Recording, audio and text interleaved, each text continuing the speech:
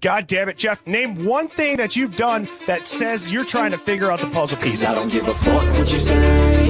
Yeah, I'ma do shit my way. So you can go kick rocks, I'ma stack bricks up, build what I want to make. Yo, I got a lot of shit to say, so I'ma do this every day. I'll be writing things until I'm fucking buried in my grave. 6 feet deep under, but my body won't decay. Cause my messages are timeless, so they'll put them on display. Oh yeah, I rap with a certainty, I have a sense of urgency. A message for eternity, for everyone internally. I had some people burning me, but now they fucking learn to see I ain't the one to fuck with, now they looking nervously. And I don't really care what you think of me respectfully. You can kick rocks if you think you're fucking better, see. I will outwork you, turn you to an enemy. Hurt you so bad that you're gonna need some therapy. I got the motherfucking recipe. I've been cooking up hits, I'ma leave a legacy. You'll be looking small when you're standing right next to me. I'm 5'10", bitch, but I'm 10 feet next to me. I don't give a fuck what you say. Yeah, I'ma do shit my way. So you can go kick rocks, I'ma stack bricks up, build what I want to make. Cause I don't give a fuck what you say. Yeah, I'ma do shit my way. So you can go kick rocks, I'ma stack bricks up, build what I want to make. Yeah, I'ma do it my way.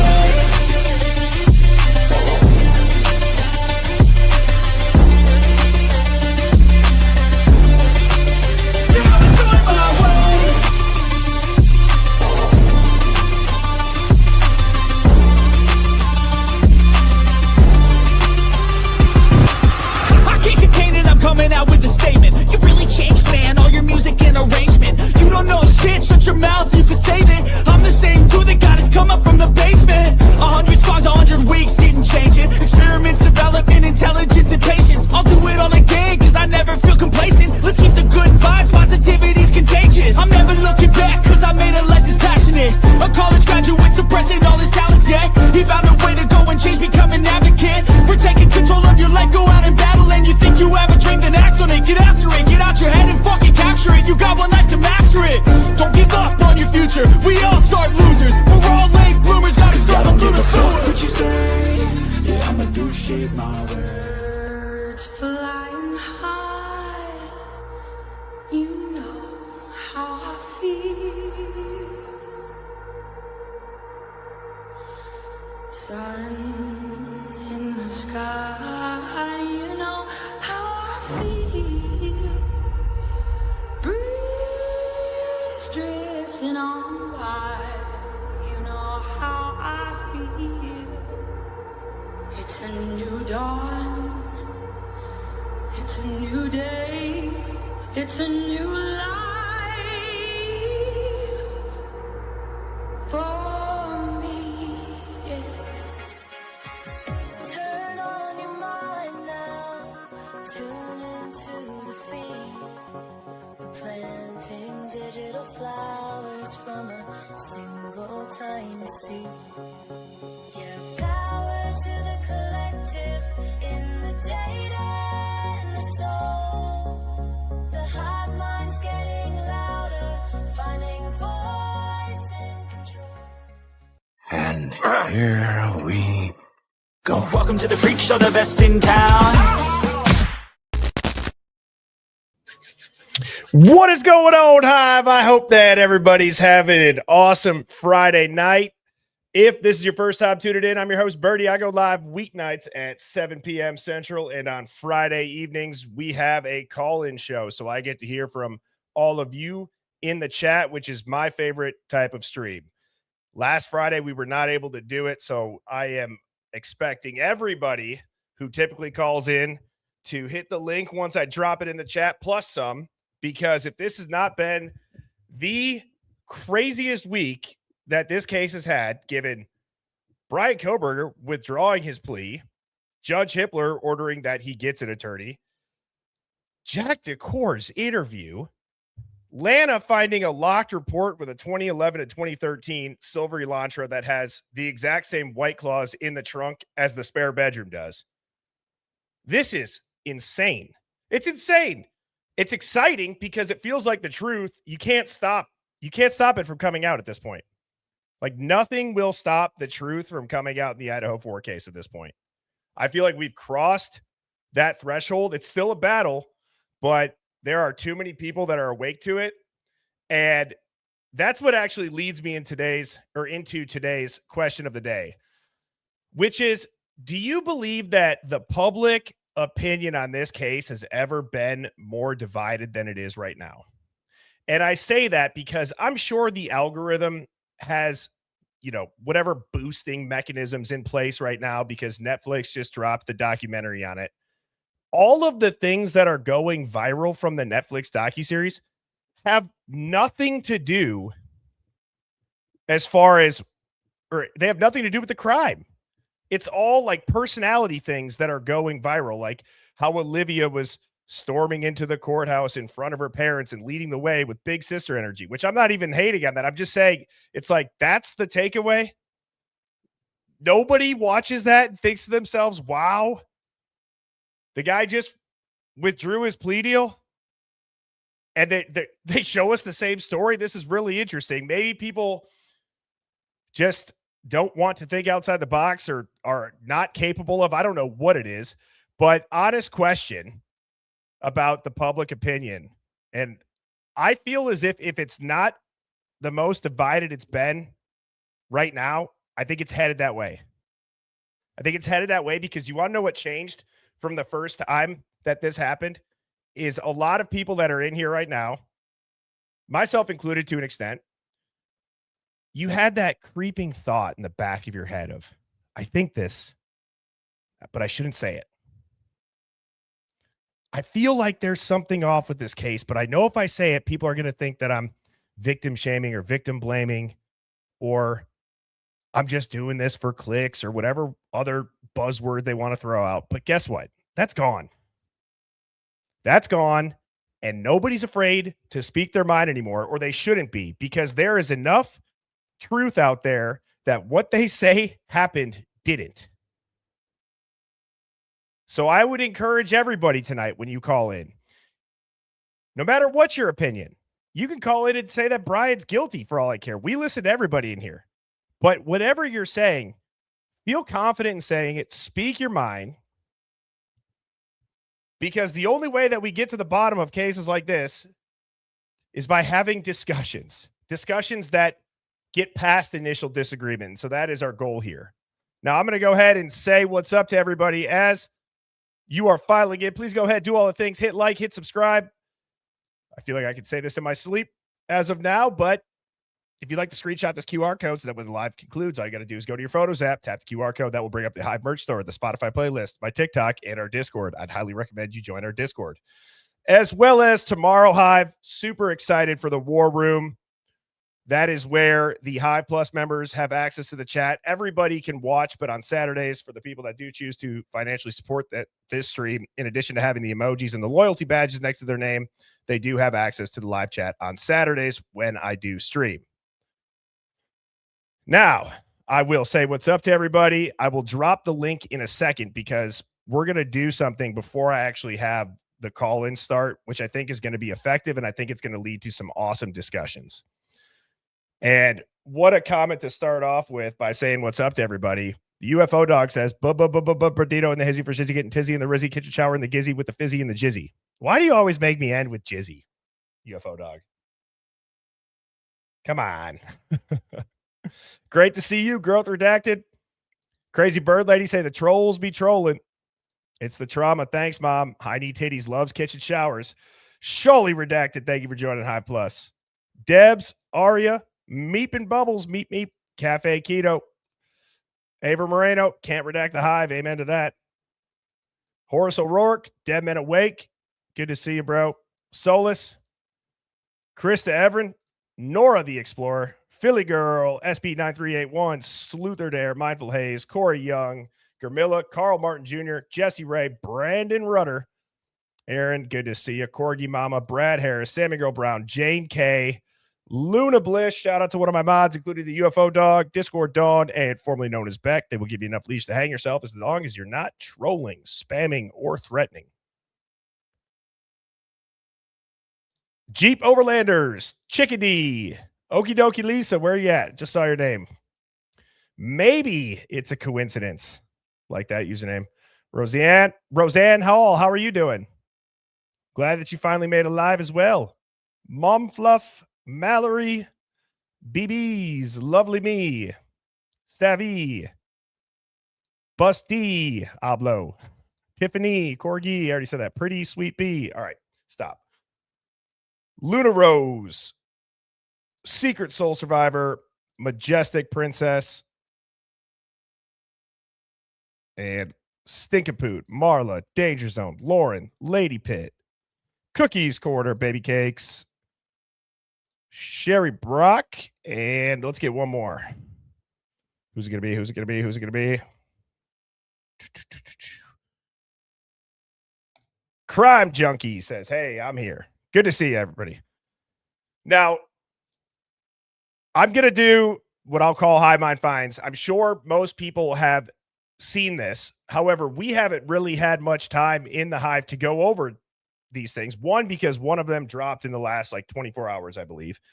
And the second one, or maybe they're in the reverse order, but the other one with what I believe I have first on the next slide, I feel like with Brian Koberger withdrawing his plea, that just kind of took over everything, took over the entire news cycle.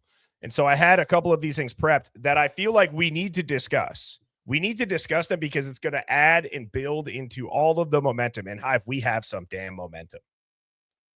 There is a ton of momentum. I had posted a TikTok today, or it was a clip from the live stream yesterday. I had to stream at 11.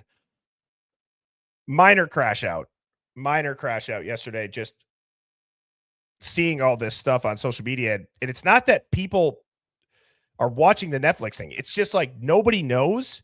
And it's hard to watch all of these people reinforce the narrative that they don't even know that there's blood in the living room or the stairs or on the ping pong table. And so I had posted that and I said it to some of my quote unquote guilter friends, and they literally had never heard that before. Never even heard that. So that's why I think it's important to continue to go over those simple things that we know are well established. Like if the murders were contained to their bedrooms and it was just Brian Koberger that did this by himself alone, how do you explain the blood on the beer pong table, the half wall, and going down the stairwell to the first floor? How do you explain 4 minutes and the cleanup where there's blood diluted with an unknown liquid? Those are the type of questions that you have to continue to ask. I'm not telling you what to do, but that's what I certainly feel like we have to continue at least talk to on here every now and again. Although we already know it, it's good to reinforce it. So this comes from Miss Lana over at Truth and Transparency. We're looking to get a live together on the books soon. And if you have not seen this, your jaw will be on the floor. But Lana found a locked report. And that locked report says on November 13th, 2022, at about 1:43 in the morning, I was working a plain clothes detail for minors in possession/consumption of alcohol and other related alcohol or drug offenses on/near the University of Idaho campus. Does that sound familiar? And for those that don't know, that is the Banfield police officers. We're on the Banfield body cam. We see those same officers stopping everybody. While patrolling the area of 7th Street and Ash Street, I observed a running vehicle in the parking lot to the north of 7th Street and east of Ash Street. The vehicle was a silver 2013 Hyundai Elantra with 4 females inside. Upon contact of the vehicle, I displayed my badge and identified myself as Moscow Police. I contacted the 2 females on the driver's side of the vehicle who I identified as J and D and C and T. Officer Rosendale contacted the other 2 who he identified as E, S, and VT. I learned all individuals were under 21. Upon contact, I detected the odor of marijuana coming from the vehicle. I also saw numerous alcoholic containers scattered inside the vehicle. Officer Rosendale advised me of 2 plastic cups which had spilled over. Officer Rosendale learned that the cups were being used as a homemade bong for marijuana. D admitted to marijuana being inside the vehicle and provided me with her bag containing marijuana and paraphernalia. D told me I could search the bag where I found a grinder containing marijuana, grind used marijuana cigarettes, and various, and that's all that I captured.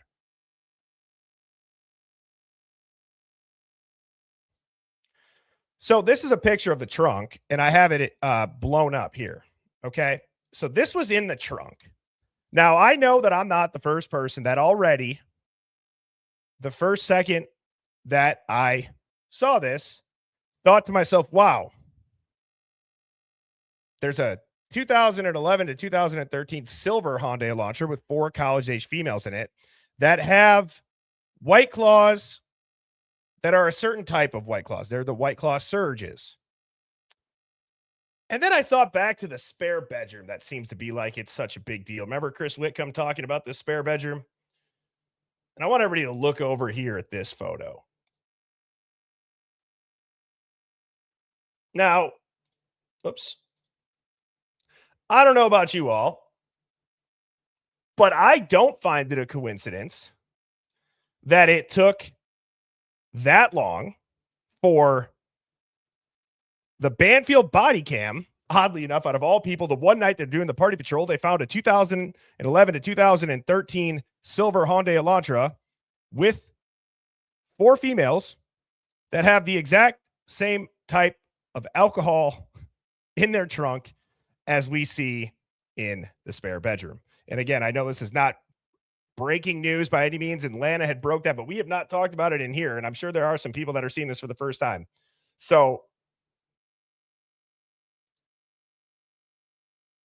crazy. Absolutely nuts.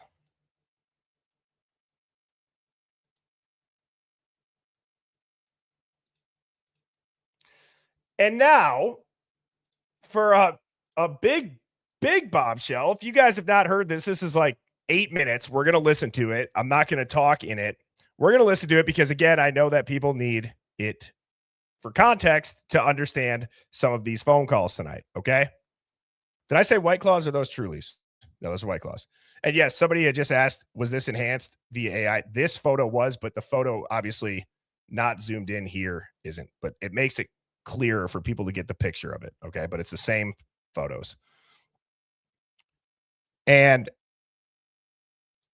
now this, Jack Decor, November 21st, 2022. Drug use with Kaylee. I'm going to go ahead, and also I will end the poll that I had in the chat. You guys will see the results with what everybody thought as far as what Kohberger's role was.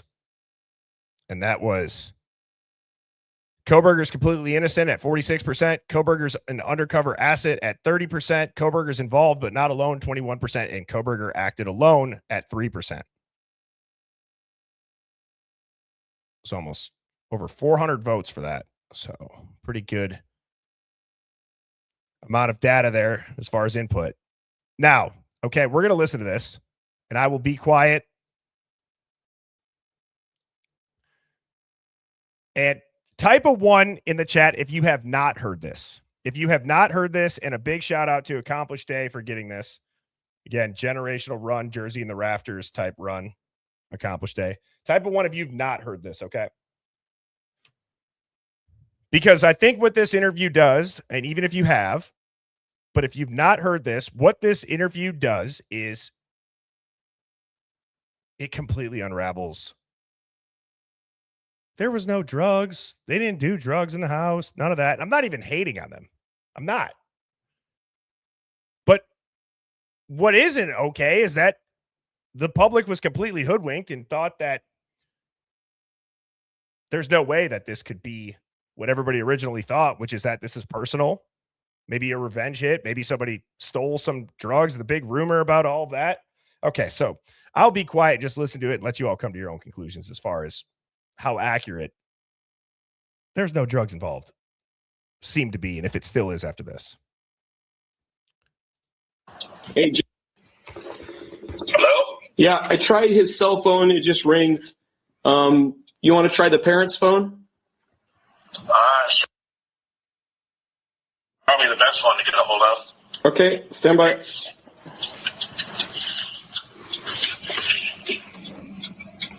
So we're calling. I'm gonna conference in. Okay. Sorry I didn't get a chance. Can you possibly hand the phone off over to Jack? I think there's just a couple questions they want to ask. Okay, sure. 1 sec.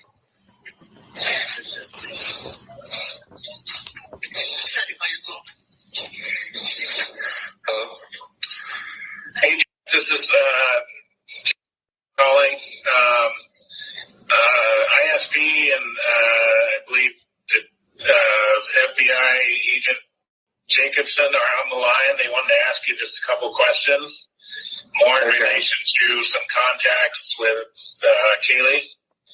Okay. Not you, but I think anyone that she may have known. Go ahead. Detective Ed Levin. Hi, Jim.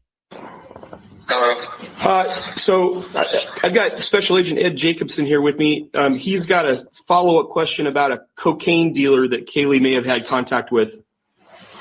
So, Okay. can you tell us, is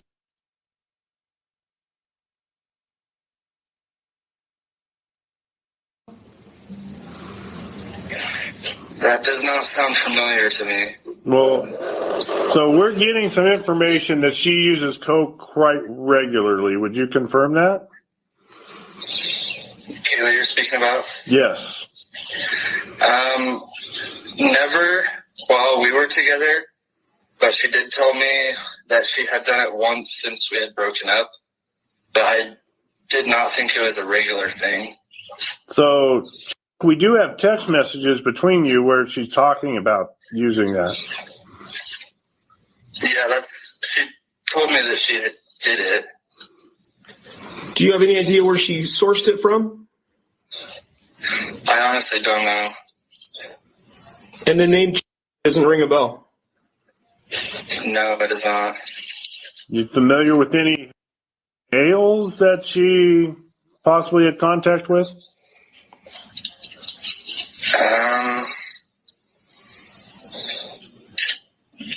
I think he is a little bit. His name is. Okay. Actually, his first name. All I know him by is. I'm not sure of his first name. That's the only one I could think of that would know Kaylee. Okay. So I know we've had some experience in cases like where a loved one has been murdered and people are very hesitant to say anything negative about them because they just don't want to, cast them in a negative light. And that's completely understandable. And I would feel the same way. But in this case, when we're trying to figure out who might have had something against her, we really need any nitty gritty that you have about, something that she may have been involved with where a bad person could have been involved in that. So if there's anything more about the cocaine dealer or another drug dealer, anything like that she may have had contact with, we really need that information. Okay. Yeah, we'll for sure let you know. I remember Kaylee telling me after we had broken up that she had started drinking pretty regularly, and she did mention doing cocaine once, but I did not think that was a normal thing. Who did she do cocaine with? I remember it was like at a house party, but I have no idea who it was with. Is there a way for you to figure that out?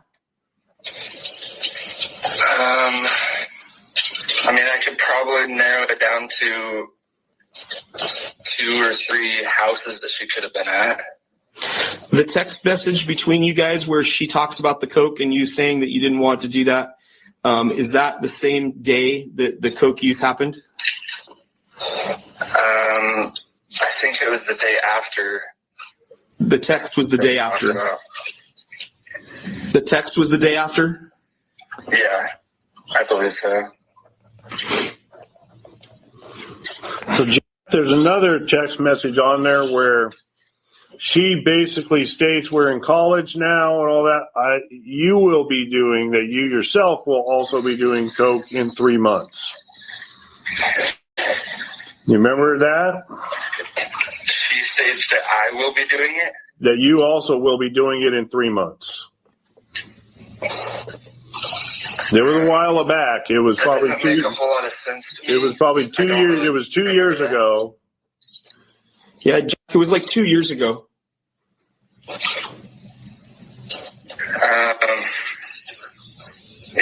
don't remember that. Yeah.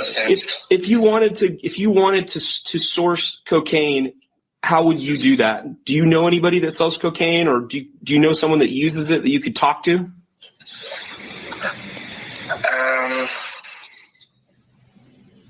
And again, we don't give a rip. We don't give a rip about the cocaine use here. I couldn't care less. No, I understand that. I do understand that. The only name that I could think of would be.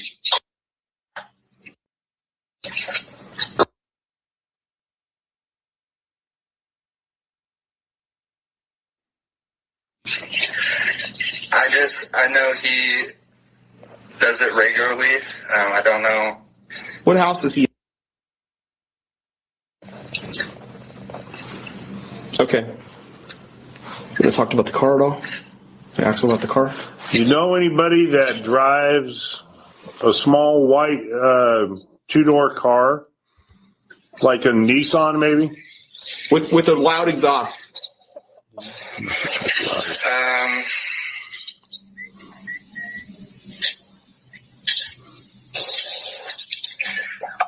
I remember it's not an Audi. You could ask about an Audi over the weekend. I know, but this we think. That's why he asked. Sorry, I'm not trying to interrupt. No, we're now thinking it's not an Audi, maybe a Nissan. I remember a kid last year who I knew drove a white Audi that with a loud exhaust, but I don't know of anyone driving a small white two-door with loud exhaust. It may not be a loud exhaust. Just you know anybody who drives like a white two-door, like a small Nissan, like a what are they, Sentras and the other, like an Altima, Sentra. Yeah, that's the one I'm thinking. You know anybody who drives something like that? I don't think so. Is it? I'm trying to just white or light color. Stereotype someone. Is it like an older or a newer one? I'll tell you what, on nighttime camera, it's hard to tell. So imagine it's probably about a 2 or 3 year old car. Okay. No, I really can't think of anyone. Okay.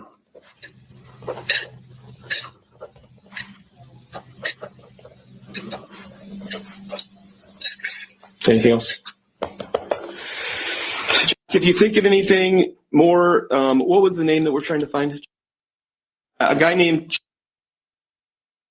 guy's nickname that we think is the cocaine dealer. If you can think anything more about that, that would be very helpful. I will definitely put some more thought into it.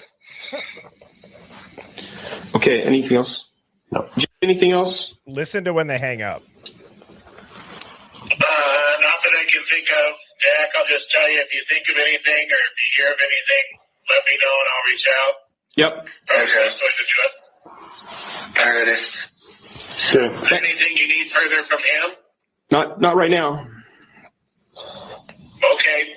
Thank you. All right. No problem. Thanks, Jack. Thanks, Jack. Goodbye. Yep, thanks. Bye. That does not line up with those text messages.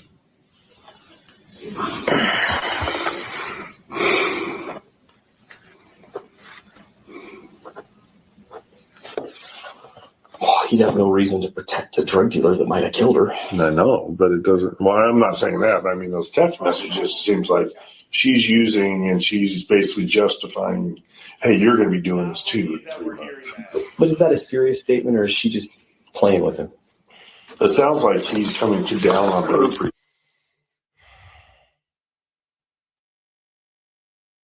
He would have no reason to protect a drug dealer that might have killed her.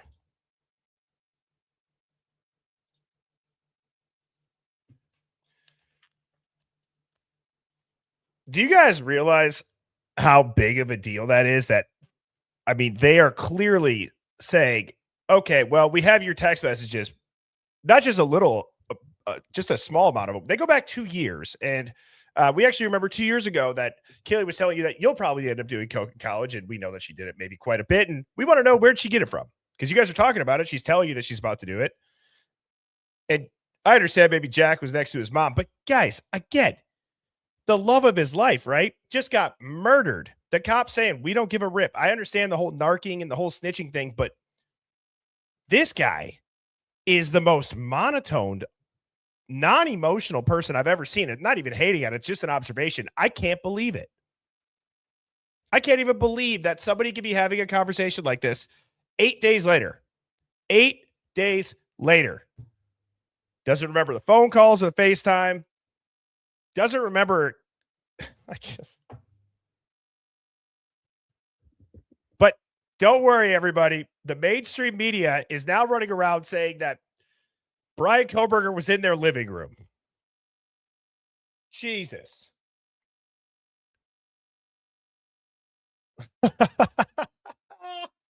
It's not funny. It's like I just have to laugh. I just have to laugh for no reason of actual humor.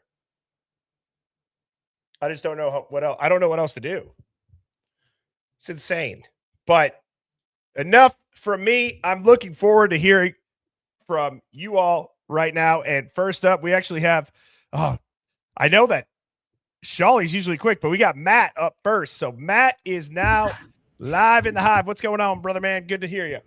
Good to hear from you. Good to hear you too, Bertie. How's it going? It's going. It's been a week. And, you know, a few things here. Let me start off. Dylan is still a wanker. Kaylee was either a coke fiend or potentially she was a CI and was playing the part and making controlled transactions. Just a thought. As far as this week go, I'm excited. I'm hopeful. I'm also a bit concerned for Brian's safety at this point. You know, Steve G had been, hinting at some kind of a hit being taken out on BK. I tend to think that was just Steve G, blustering. But if this truly is part of something bigger and there is an elaborate cover-up taking place, who's to say we don't see Kohberger get Epsteined and end up dead in his cell? I'm hoping that any white hats in the jail are keeping an eye on him to try to mitigate that possibility. But I'm a little worried for him. Yeah, and I don't think that the percent of that is as hard as this is to hear for some people that maybe would like to think that's not possible. I mean, I wouldn't put that percentage at 0, would you? Not at all. Not at all. And, this week I've been kind of tossing around the concept of Kohberger either being completely the cleaner or part of the cleanup. And there's some stuff about it that kind of makes some sense. If any of the friend group around the Idaho 4, and they say that in college towns especially, everybody knows everybody by 3 or 4 degrees of separation. So if any of the friend group knew somebody that knew somebody that knew of Kohberger based on what he was studying, they might assume he would know how to clean up a scene. And they might have, through friends or whatever, have offered him some money to come oversee the cleanup. And, knowing that he was about to potentially do some sketchy shit, he turns his phone off because, he didn't want to potentially be traced to an area that he potentially shouldn't have been. And, Kohberger, not knowing the whole situation, brings his K-bar with him in the event things go sideways or the killers return. And I think he gets to the house at 4, sees that the situation is worse and more fucked up than he was led to believe, and gets the hell out of there. But during his walkthrough of the house, the sheath gets dropped. And, that would also explain where, you know, when Koberger was being arrested, supposedly he asked if anyone else had been arrested because he knew he had been at the scene as a cleaner, but was not the killer. And I don't think he ever probably, you know, if he was the cleaner, ended up doing any cleaning. I think he just saw, this is way over my head, and I'm getting out of here. What do you think? Well, so my personal opinion is that my suspicion of Brian Koberger being involved has nothing to do with the murders, as I think you know, Matt, but just for people that are tuning in. So when I say involvement, you know, something like what you said, I can absolutely wrap my head around. I would find it odd, though, that he wouldn't realize that the sheath was there and that he would be that close to the bodies and realizing it's that effed up. However, what might give a little bit more credibility to what you're saying and how people have had that instinct of a cleanup person outside of the criminology, Brett Payne in the post-sentencing press conference that we watched the other day, that's the only time that I've ever heard somebody say, like, quote, Brian Koberger did crime scene reconstruction, because everything that you see in his office is about books about the system or plea deals, or there's even, you know, some other stories. I think it had to do, off the top of my head, I don't remember the name of the books, but you get my point. That was like the first time anybody came out and just said crime scene recreation. So the cleaner method, I mean, I don't know, man. I don't know. I don't either. I just like playing with theories. That's kind of my thing. I like trying to connect dots, you know, even when the dots are difficult to connect. It's just fun for me, just trying to make connections where there probably aren't any. I mean, this, you know, I don't think the cleaner theory necessarily holds a lot of water. I mean, personally, I think he is likely completely innocent and not connected. But who knows, you know? Let me ask you something too, real quickly. And that is, so Brian Koberger buys this knife. It doesn't sound like the wounds are exactly matching of that straight edge K-bar. Not at all. No. What happens if Brian Koberger produces his knife? And he's just like, no, it's here. Like, that's been one odd thing that I've never understood with Brian Koberger in this knife sheath, is if Brian Koberger could show some way, somehow, that maybe the serial number on the K-bar or any sort of proof of purchase, or I don't know, besides the receipt, and show his knife. Isn't it a little bit strange that he hasn't? It is, yeah. I mean, I've wondered about that myself, but you know, with all of the developments from this week, Dylan's sphincter has got to be clenching. I mean, she has got to have like hyperdrive butt pucker. Oh yeah, just absolutely.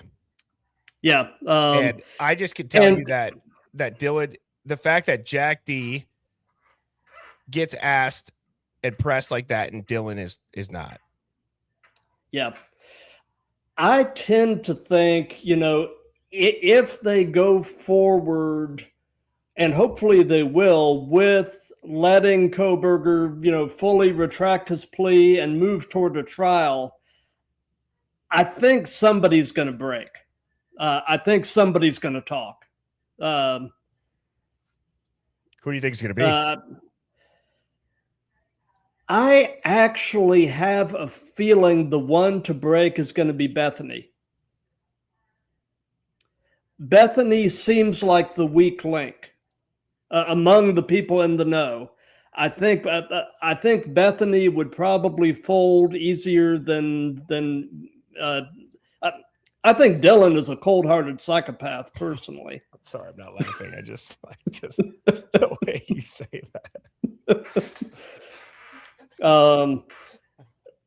So I wouldn't see Dylan breaking, but I think Bethany is basically a scared little girl, and I don't think it would take much pressure to get her to break. Well, I think that your instinct with everything. And also I could just relate to the way that you said that you enjoy theorizing. There's nothing illegal about theorizing at all. Not at all. And this is the spot to do it. So Matt, as always, it's a pleasure to talk to you, brother. I hope you have a great weekend. You do the same, my man, and we'll talk soon. Cheers. Take care. Yep. Good night. Dude, Matt is the man. Show some love to Matt. I feel like that dude, I enjoy talking with Matt. Matt, he has his theories. He gets to the point. Every week he's coming with something different. Matt's been on a heater too. So I'm not sure if you guys enjoy, Matt as much as I do, but that was a great call. And I like that his theories always stay updated with kind of the current climate of what's going on, right? So obviously we have Brian Enton saying this, and that about Kohberger, Cy Ray saying this, and that. We rewatched the post-sentencing press conference where Payne said the crime scene reconstruction dynamic, and he's like, what about the cleaner again? So thank you to Matt. And next up, we got Mrs. Shawley Redacted. How are you doing? Mr. Birdie, long-time listener, long-time caller, 4 months today member.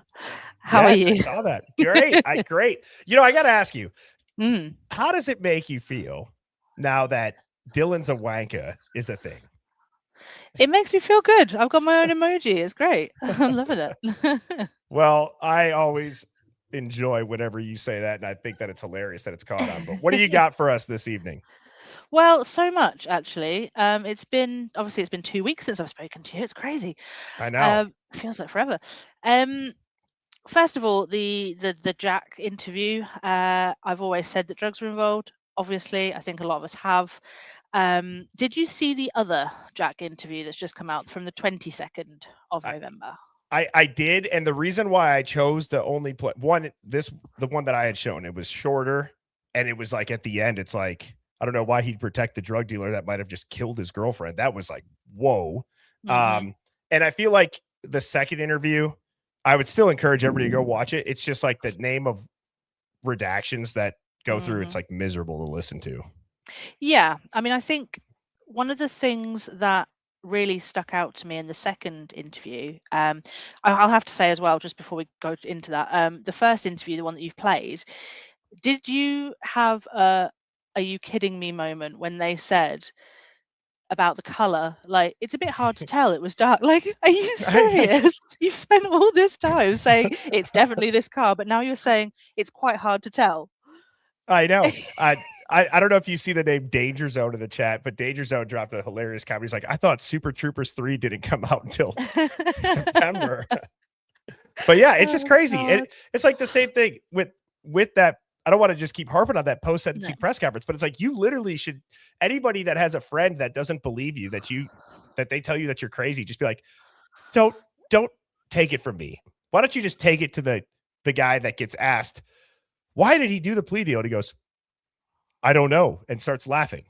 Yeah, I know. Tell me about it. And the thing that made me laugh is, a two-door white car and all this stuff. And the only thing that Brian's car has in common with any of what they said is it's white and Japanese. Yeah, because obviously they start off with Audi and then they go to a Nissan. So that was wild. But the second interview, there was one thing that did really stand out to me, and it's weird because we had a video that we'd made, which is, it's like just over a minute long. It's on my channel, about the barking of Murphy that night. And in the second interview, they're asking him about, does Murphy bark? What kind of condition, what kind of thing would make Murphy bark? And he said, if he's revved up about something or if he's excited, blah, blah, blah. The video that we've made, we were just kind of going through the footage again, and we have actual ironclad proof that footage has been tampered with. Do you want me to pull it up?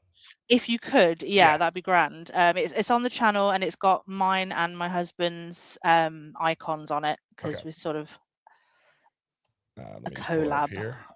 It's called Murphy Bark something or other. My husband just told me. He named it. Shawley, did you happen to watch the quick cut today or no? No, I didn't. Okay.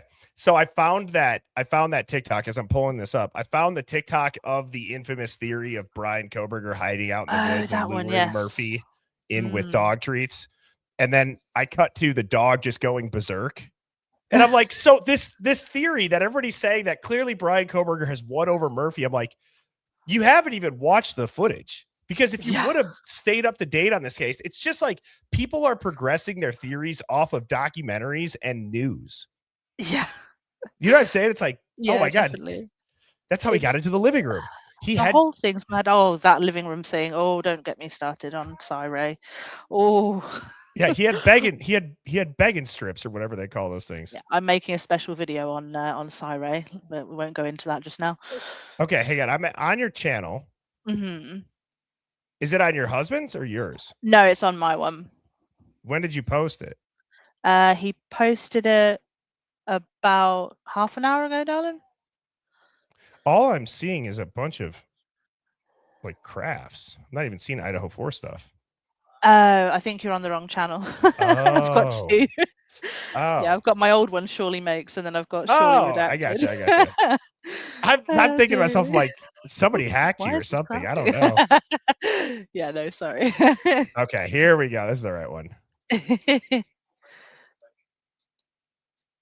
All right, so you posted it. Yeah, there it is. This is Shawley's page. Yeah, scroll down for and then yeah, that's the one with both of our icons on it, the full butterfly. Okay, should I just click it and let it play? Yeah, it's only just over a minute. Okay.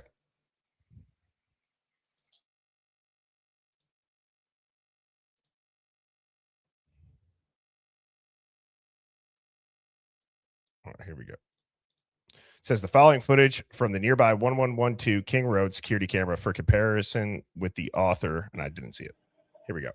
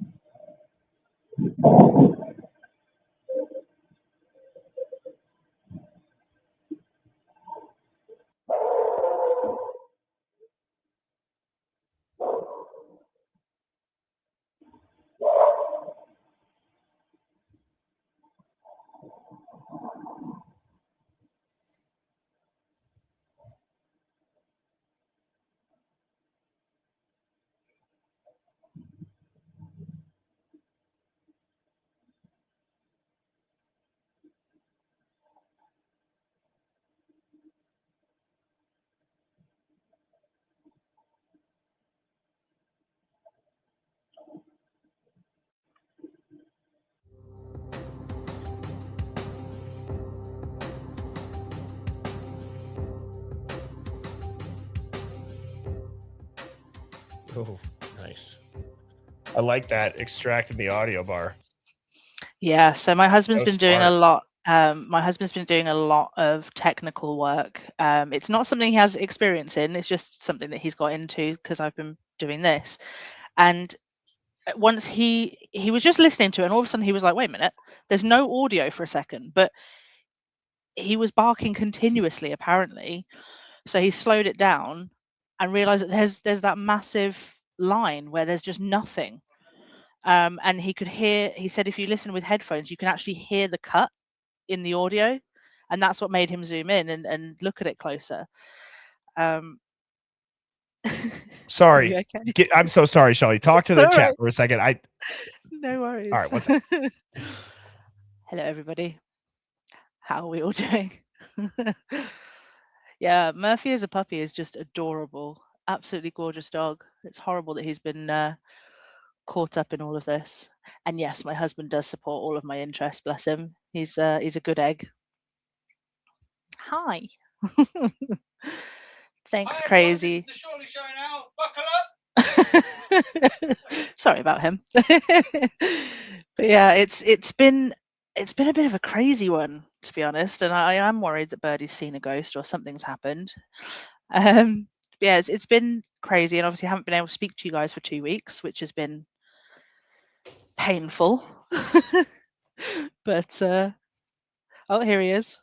Well, let's find out what happened. Was it a ghost? No, it wasn't a ghost. It was the Jimmy John's delivery guy that's an hour and a half late. So I guess DoorDash can be very late, apparently. I forgot But I even not ordered 3.5 hours, no. But no, also then, so I didn't even know that the Jimmy John's guy dropped off my sub, but I'm glad that I heard that because that's actually over the weekend I'm moving into a new studio. Yeah, I know, excited. So that was like a lot of like the wood paneling, and it's raining here, so I'm glad that I actually heard that. Yeah, I mean, my husband wants me to make it known to you that that is just a rough video. There are a lot of other things that we found that very much prove the the issues with the audio and different bits and pieces that just don't add up. I don't want to be like the mainstream media and be like, I'm not going to give away my sources or anything. I just want to make sure that the person I'm going to reference here gives my permission before I say anything. But somebody quite big has reached out to me this last week in reference to the Idaho 4 case. And this person, no, not Koberger. This But is person, it like is it a reporter type person, or is it like a involved peripheral? kind of peripherally involved, yeah. And this person brought a couple of things to my attention, and we brought up the footage that this person mentioned, and we've done deep dives into that kind of thing. But as I say, I'm waiting for an email back to confirm that I'm allowed to give that name out. This person said that I'm allowed to share anything that they share with me, but I haven't got the okay on that yet. Well, Sorry, that's exciting. I've just seen someone called Pokemon Tarot saying, Yeah. I'm serious, stop calling me Shirley. Stop calling me Shirley. That good old airplane reference. It's funny. I remember being a young man that I would just continuously replay a certain part of that clip or certain part of that movie over and over and over again in the beginning scenes. Airplane was unlike how they make them anymore. They don't make movies like that anymore. No, they don't. It was an amazing movie. We both love it very much.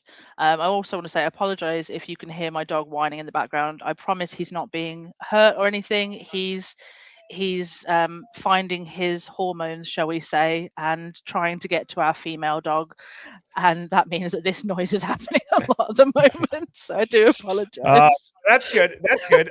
Well, with all that being said, so I mean, one great video. It shows the audio bar that definitely goes flat, which is always interesting when people can extract the audio and show that. Two, I mean, the interview has been crazy. Yeah. Give me your short synopsis, because then I'm gonna move on. We got a full backstage short synopsis. Cy Ray, is this all some ploy, or do you think that he's just completely flipped?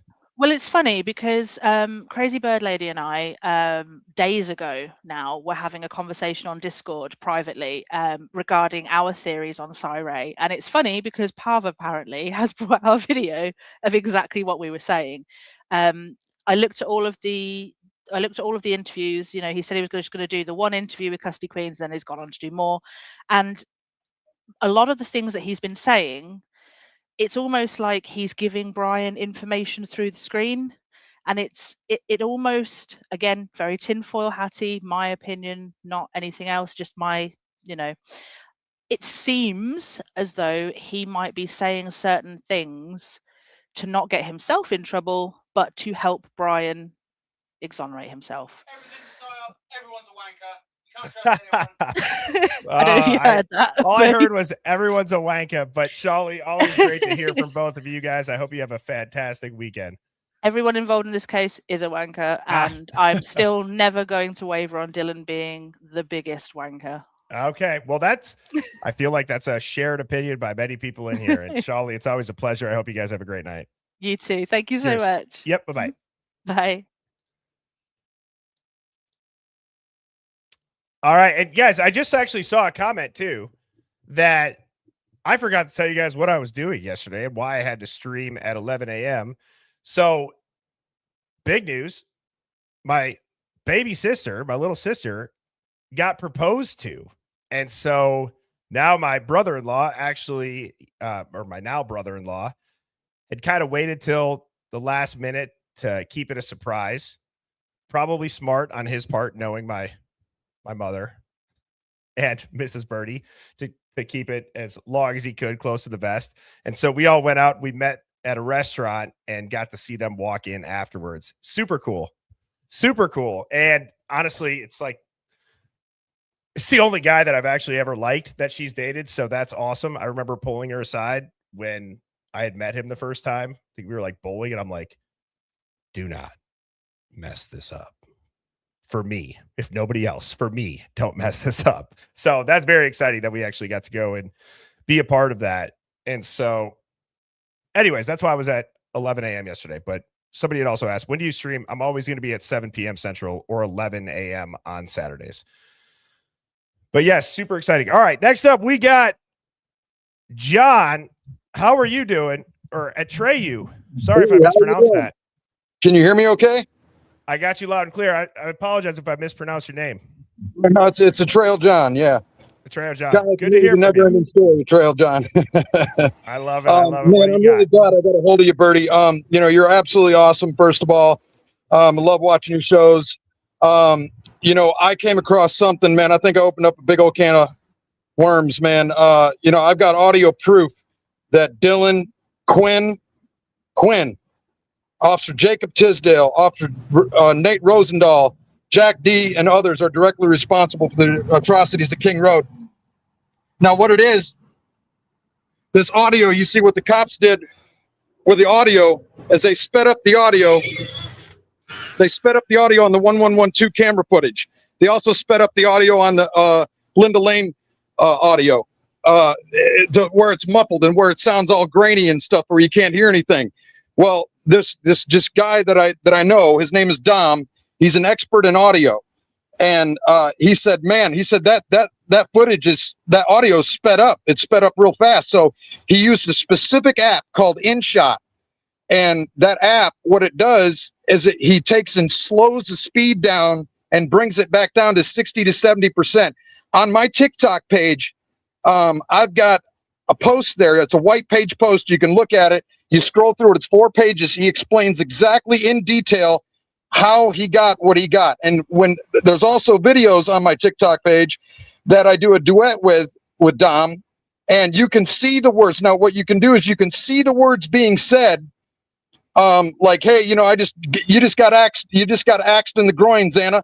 Like literally, it's absolutely horrific, the stuff that you're literally hearing or seeing that Dom is deciphering, and you can actually hear the words yourself if you get the app InShot and actually take the time and do the work and get the speed to slow down and get it just right with the headphones on and all that good stuff.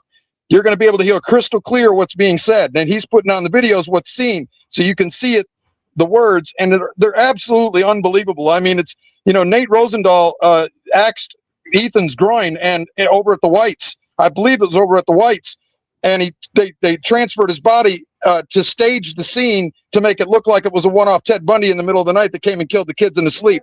What the fuck?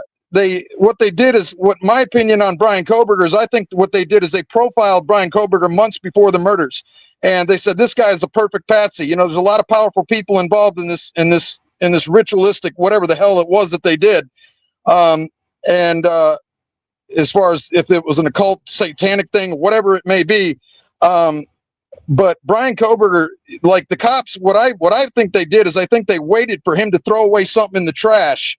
And they went and swabbed his, you know, DNA in the trash like they do with criminals. You know, when the criminals throw away something in the trash, they go grab the trash and DNA, and that's how they get their DNA. Well, they did that before there was even crimes committed, and they got his DNA, preserved it. And now here's the thing about the button snap on the knife sheath. Why would it be on the button snap of the knife sheath? That's the only place that you can actually put the DNA to where it won't get wiped away. If it gets put underneath in between Maddie's thigh or on the sheet beds or whatever it may be, that's the only safe place you can actually put that DNA. Guaranteed it was planted there. 110,000%. They said this guy's a perfect fit. He looks like Anthony Perkins. He's a staring glare. You know, he went to school for criminology. He was bullied. He had no friends. You know, I mean, this is a perfect guy that's, you know, that we can say that did this crime. And, you know, they screwed up with the car, though. The fog lamps on the car, that was a big one by Pavarotti. I mean, you know, with the fog lamps, I mean, that's huge because that takes his car right out of the equation. And You know, so I mean, they're gonna. I think Brian's really confident going into this thing. I mean, he's saying bring back the death penalty. You know, bring back the whole thing. You know, I'm ready to go to trial. I think he's confident, like I am. And I called Ann Taylor and left a message with her, and I'm going to email her shortly too with the videos. You gotta see this stuff, man, and everything is right on cue too, man. Do you have These the videos. link?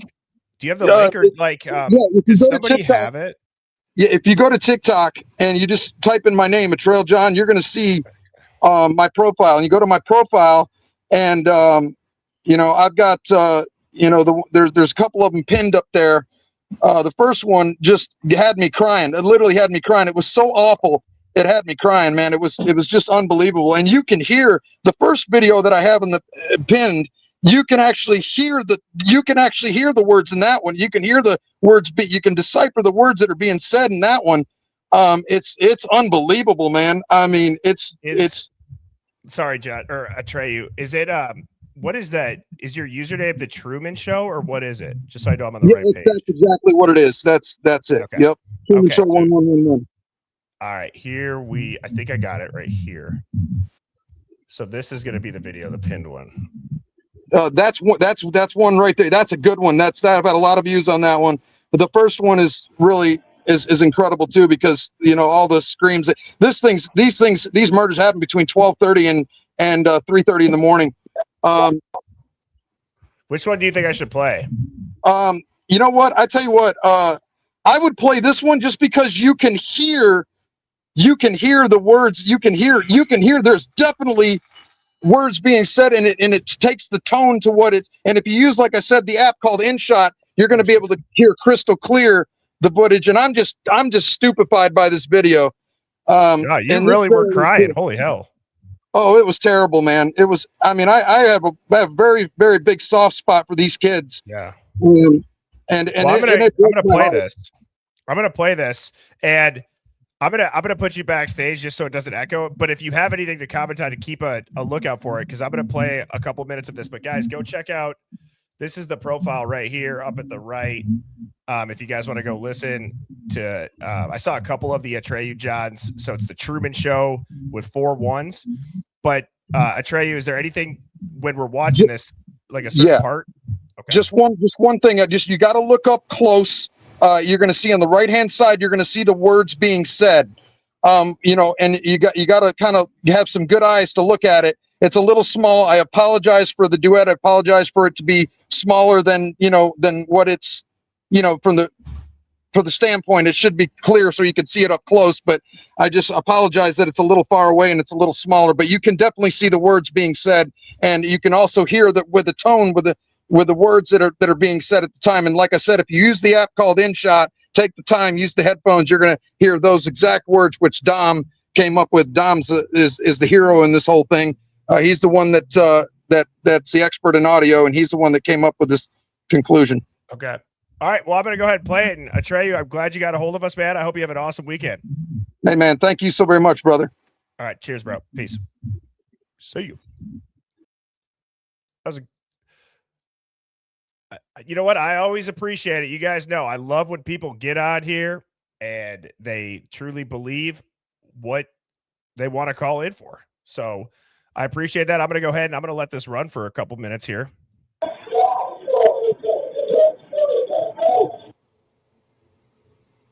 You know what? I wonder if I should just go to that Dom guy's page, because then it'll be bigger. But obviously Atreyu's got some. So let me go to what is Dom's username? Dom Idaho 4. That should probably just pop up.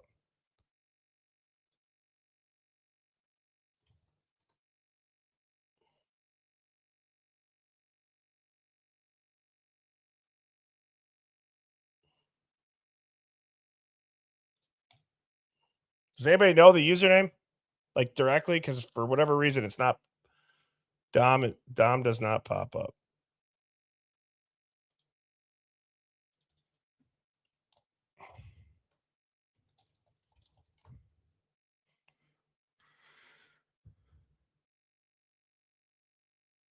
Like, I just need to know like what the @ is, because a lot of people have apparently shared this audio. It's just Dom. Where is it?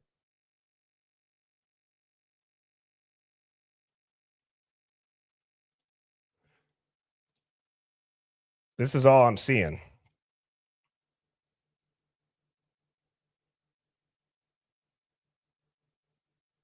Dom, what was that? Dom 07677. Okay. 07677.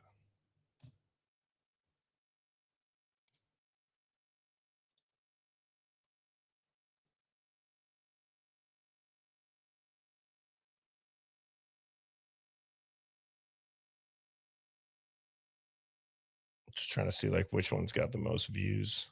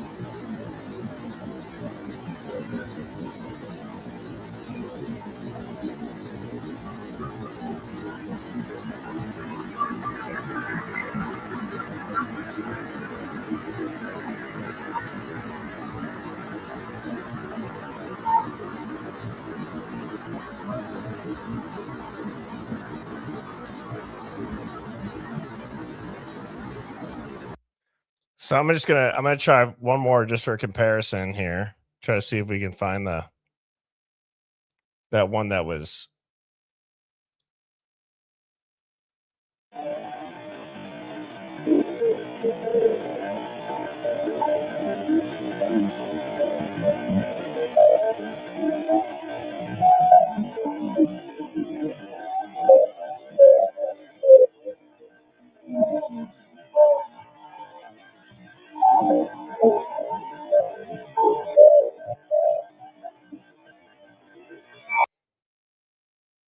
So see, like, here's my this is not hating at anything. The robot voices, even for me with these headphones on, is tough to hear. Like when I have the captions, it's like the audio is already gone by till my brain can like hear that. So I do think like, am I just hearing that because of the caption? Like I read the caption, then I'm hearing what already finished playing by the time new audio starts. If there's ever anybody that finds an audio system that when audio is slowed down, you can get rid of the robot voice, I feel like that would be groundbreaking in this case. And so again, that is Dom. I just wanted to check it out a little bit, but that is Dom. Here's his page. He's on TikTok for those people that do. It's Dom 07677. I'll go ahead and give Dom a follow there. But I appreciate it. Atreyu call it out in. And with that being said, go check that out. Those ones I always got to listen to a couple times, but you guys know me. I feel like the audio, it can be a tool. It's just what's it going to be used for? Is it to break down every single word said? You guys know I've said you show it to 100 people, you hear 100 different things, or is it rather just the context? What's the energy of like the situation that's going on? Are people pissed? Are they partying? Are they, what is the vibe coming from these noises? What is their tone? That's what I feel like is important. But next up, we got Jesse. Jesse, how are you doing? Hello, Birdie. I'm on my laptop this time, so hopefully There's no echo. Everything sounds. Is everything sound good right now? Crystal, sound great. But Dylan's a wanker. I will say that. Jesse, the only thing, just sit a little closer to your laptop because the mic's not as strong as I got a phone. So you're a little quiet, but if you sit closer. Can you hear me now? Like I'm yeah. really okay. Oh yeah. This is kind of weird. I don't have my glasses on, so I'm like blind. So I have to be like You're good. So I'm excited for Brian Kohlberger because I think now I will take back the I said last time I called in, I said I don't think we're gonna get the truth, but now I think we're gonna get the truth. Okay. I think that Cy-Ray is also a wanker because he's a piece of shit. And I think Dylan's sphincter is like so clenched. It's like just like she's like shitting her pants. Okay. Okay. So you feel like the pressure is clearly on. Question for you. So you're saying that you don't like Cy-Ray. Is there any part of you that feels as if Cy-Ray is saying all of these things, put them out there, making everybody think it's real, telling people how to go get that information so that when people go and get that information, doing the exact things he said would produce essentially what he said, they're going to see something completely different? Because part of me does wonder that because it's so different than his written testimony or his written report. It makes me kind of like double take on it. Yeah, he's like contradicting himself basically. Mm-hmm. Yeah, so and I don't like people when they contradict themselves. But what if it's purposeful contradiction? I still don't really like it. You don't like it? Yeah. No, I don't like it. But What how's did you your think? wife doing? How's my wife doing? Thank you for asking. Mrs. Birdie's doing phenomenal. She's actually working right now. So the inmates are running the prison. Might be a poor timed analogy for that. And then you got Jimmy John's that you're probably gonna eat later. Oh yeah. Yes, absolutely. I'm starving. But Jesse, what'd you think of the Jack DeCore interview? I think that was interesting. I never thought Haley will be doing drugs. Like I never thought that, never came across my mind. So I'm like surprised, like, what? I know. It's just so I feel wild. bad for Murphy too. Murphy is such a sweet boy. He was just a puppy, and I really wish he could talk because I would want him into the hive so he can come up here and be like, okay, this is what really went down. You're right. And then he'll say what he needs to say. I just love him. He's so we could maybe trade Murphy if we had enough treats to press a button with suspects' names on it, and then he'll know which one to go press, and it'll say the English version out loud. If you've ever seen that. Yeah, I hear the talking buttons. Oh yeah, the talking buttons. And Jesse, anything else for us? How is Louis? The Russian blue, the Russian oligarch, Louis is phenomenal. He's losing a little bit of weight. Our new place, where we're moving to, actually has some more stairs in it than our current place does. So he'll be getting a workout. And I want the bear. How is she? Bear is doing great. Oh, I love that. Well, Jesse, it's always great to hear from you. I appreciate you asking, and I hope you have a phenomenal night. You too. Cheers. Bye-bye. Cheers. All righty. Next up, we got Exploring Everything. How are you doing? You're on mute, Exploring Everything. Hello, can you hear me? We got you loud and clear. Can you hear me Can you all hear right? me? Yep. Can you hear me now? Yep. Okay, brilliant. So hold on, let me just, here we go. So Dylan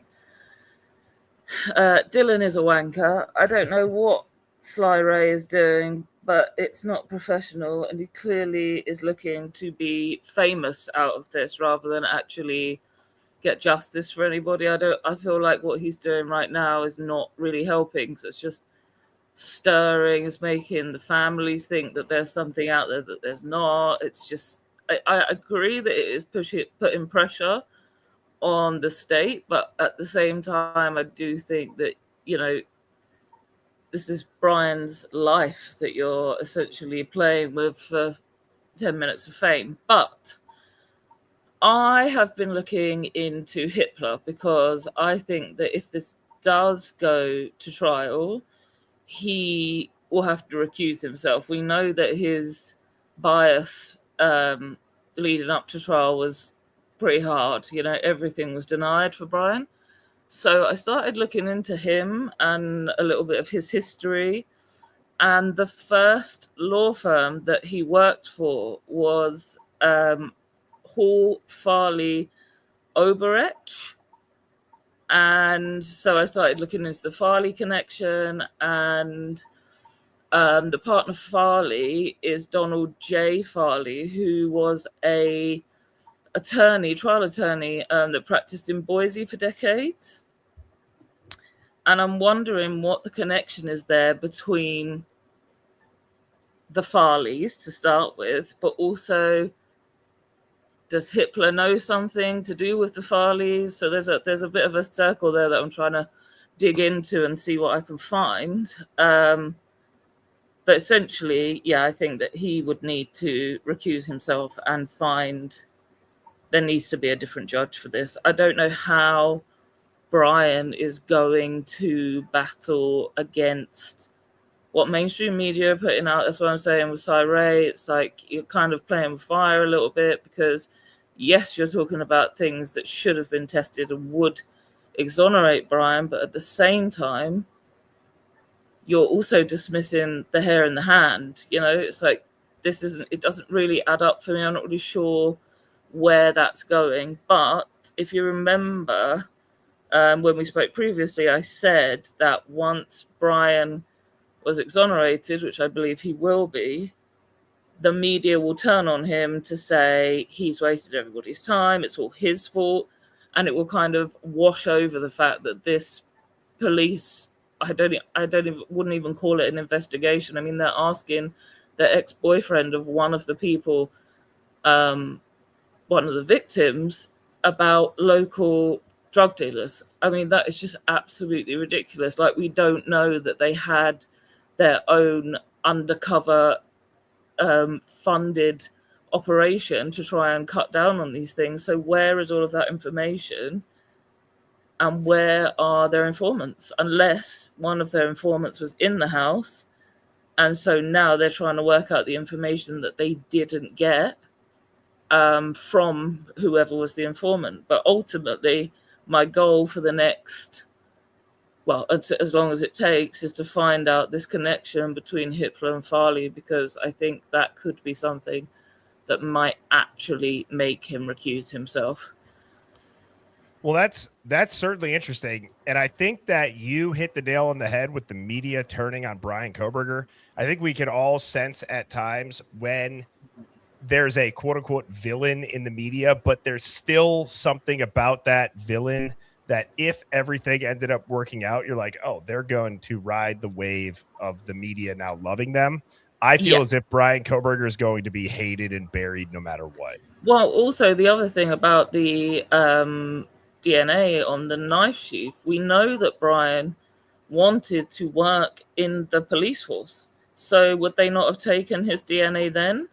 I mean, there's so many connections to things that make much more sense than how that print got on there in the first place.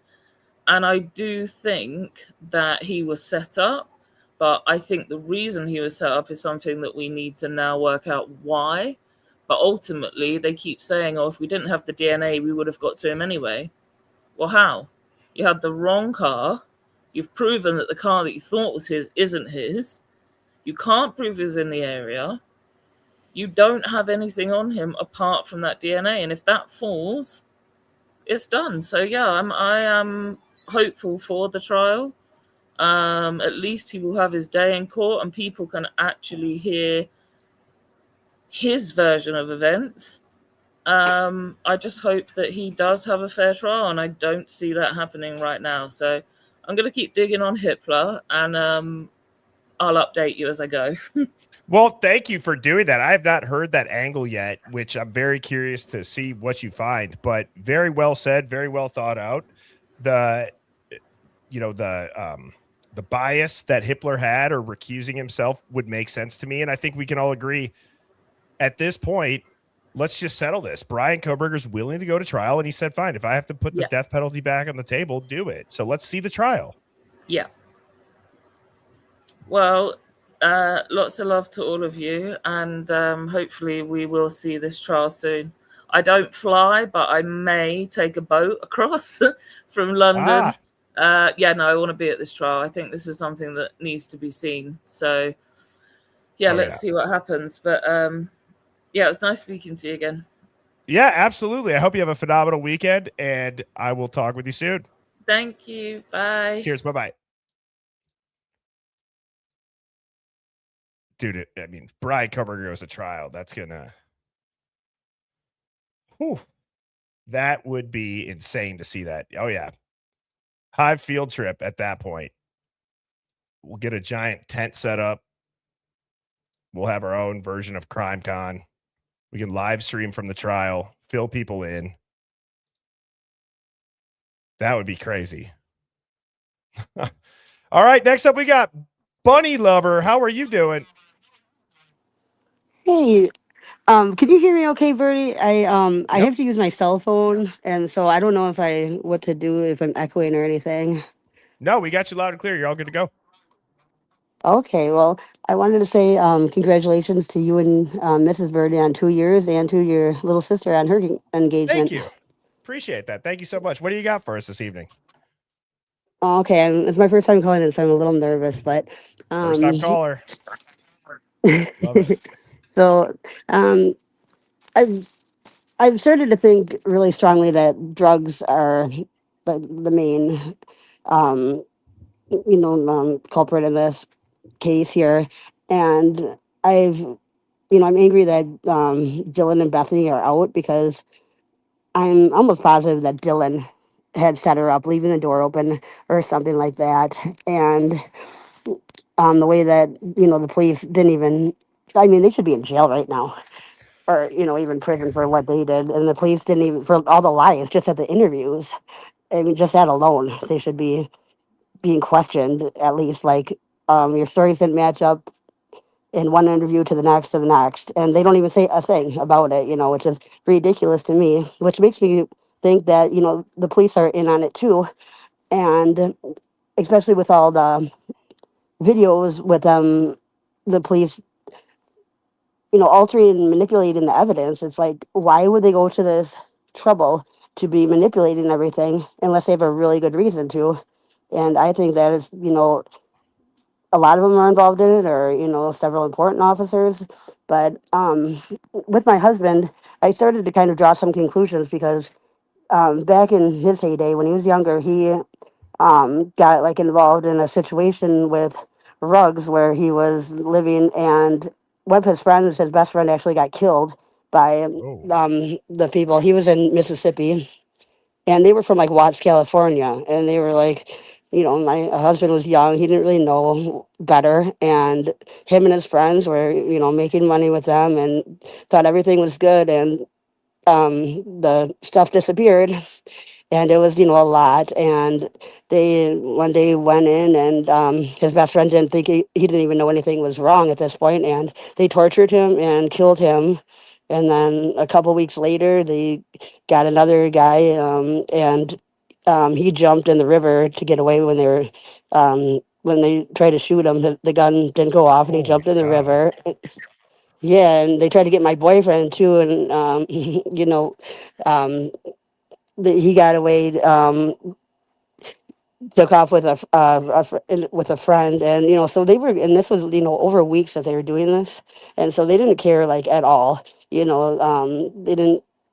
They had one person already dead, and they're still going after other people. It makes me think about the people in this case, how they were just so blatant with what they did, and I do think it's people, not just one. There are many people involved. I And agree with that. yeah, I think it's crazy too that that the families and people like don't hear you hear this screaming outside with the video cams, or the door cams, and I can hear Maddie's voice. I can hear Xana. I can hear Ethan. Like, and I can't ever hear what they're saying like you. I can Yeah. never like make heads or tails of that, but I Yep. can clearly hear that. And the way that they're just kind of ignoring that is like it's strange in me. I can even hear like Maddie's voice, like she has a kind of distinct voice, and even as sped up, I can hear like their voices.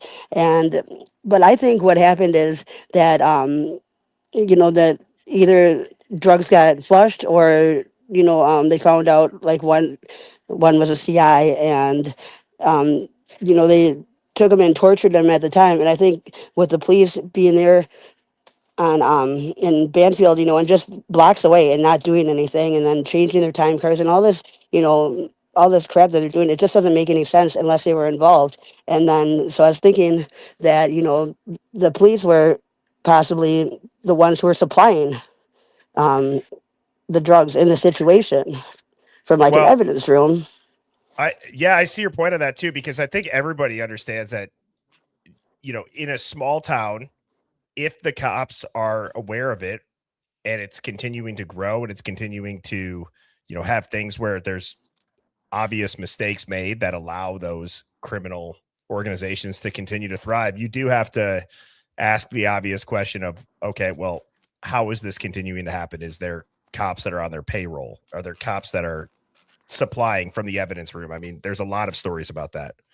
You know what I mean? Yeah. There's a lot of, or Mm-hmm. maybe not even necessarily on a large scale, but there's horror stories of Right. cops that have been, Oh, it's common. I mean, not yeah, common, yeah. but You it know what I mean? happens a lot. I mean, I know you're in Milwaukee. I think I'm in Madison, and I know of cops out here who are known for doing that. Not on a big scale, but I've heard of, this cop does that. And so you hear these stories, Right. and what makes me think Brian, like I'm thinking, so why did Brian get like, his people are like, well, his name didn't get chosen out of a hat. Why is he involved? And I was thinking about him like with that internship, they won't say if he got that internship or not. And I think if he didn't, they'd be showing it from the rooftops. Like, no, we didn't choose him. He had a bad record, but they're not, which makes me think he might have got that internship. And I believe he was going to be like really heavily controlling the lab and the evidence room around there. Maybe he was, in touch with that too, where he was going in and with his Asperger's syndrome, maybe he was going in, he's like noticing things that are like corrupt there. And instead of just kind of keeping his head down and keeping an eye out, he's like maybe talking to them like, hey chief, you notice there's all this and that missing, and and they're kind of like, shut up, and he's not reading the room, and he keeps going in, hey, there's more missing, and so maybe they're like, okay, we got to get rid of this guy. And that was a way to kind of kill Yeah. a couple birds at the same time. Well, I will say for your first So call, you did phenomenal, and I appreciate the call. I got a bunch of people backstage, so I'm going to kind of start to roll through yeah, these. that's all. No problem. Very well. Have a good night, and I'll keep watching. All right, cheers, buddy lover. Thank you so much. Good job. Thank you. Bye. Bye. Yeah, a lot of things too with that partnership. People forget that there was two posted. So I know they always talk about the girl that got it, that they say got it. There was two different partnerships posted, and we've shown the communication behind the scenes that I did also post that in the Discord a couple days ago, where you could see, should I just give them the canned response? Technically, it's employment or employee information, so they can't get that. But at that point, the emails between Chief Jenkins and Brian Koberger were already out. So what could they have been talking about? Because it's technically employment history. If you all remember that. I also, before I get to Mallory, I got Mallory, Jane. I got a lot of people backstage. Wow. Full backstage. One of the things that people have said is why the cover up? Why the cover up, right?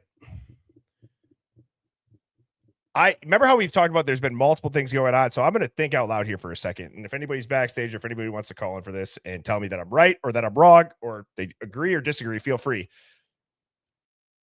I don't think that we can ignore the massive operations going on in the Pacific Northwest, but I've always wondered, like, what is the bridge to that giant operation that has to do with Sinaloa Cartel and the Aryan Knights and their partnership and running drugs and guns and money and all that stuff that we saw the takedown happen. That's established. We know that. But like, what would cause that cover up? And the only thing that I can think of, given what we just heard now in Jack DeCour's new interview, given all of the references that we've heard during the canvas from Gunderson, Officer Morris's body cam, where him and the detective are standing there and somebody said somebody died of fentanyl. The rumor I have here is cocaine. They're asking Jack about cocaine. Tons of questions about Ethan and the frats. And I do wonder, could a reason for a cover-up be if bad drugs were sold and somebody OD'd, that they wouldn't want the heat of the news story making its way out into the public and potentially putting that massive operation at risk? I don't know. Just a thought. Could that have played into it at some point?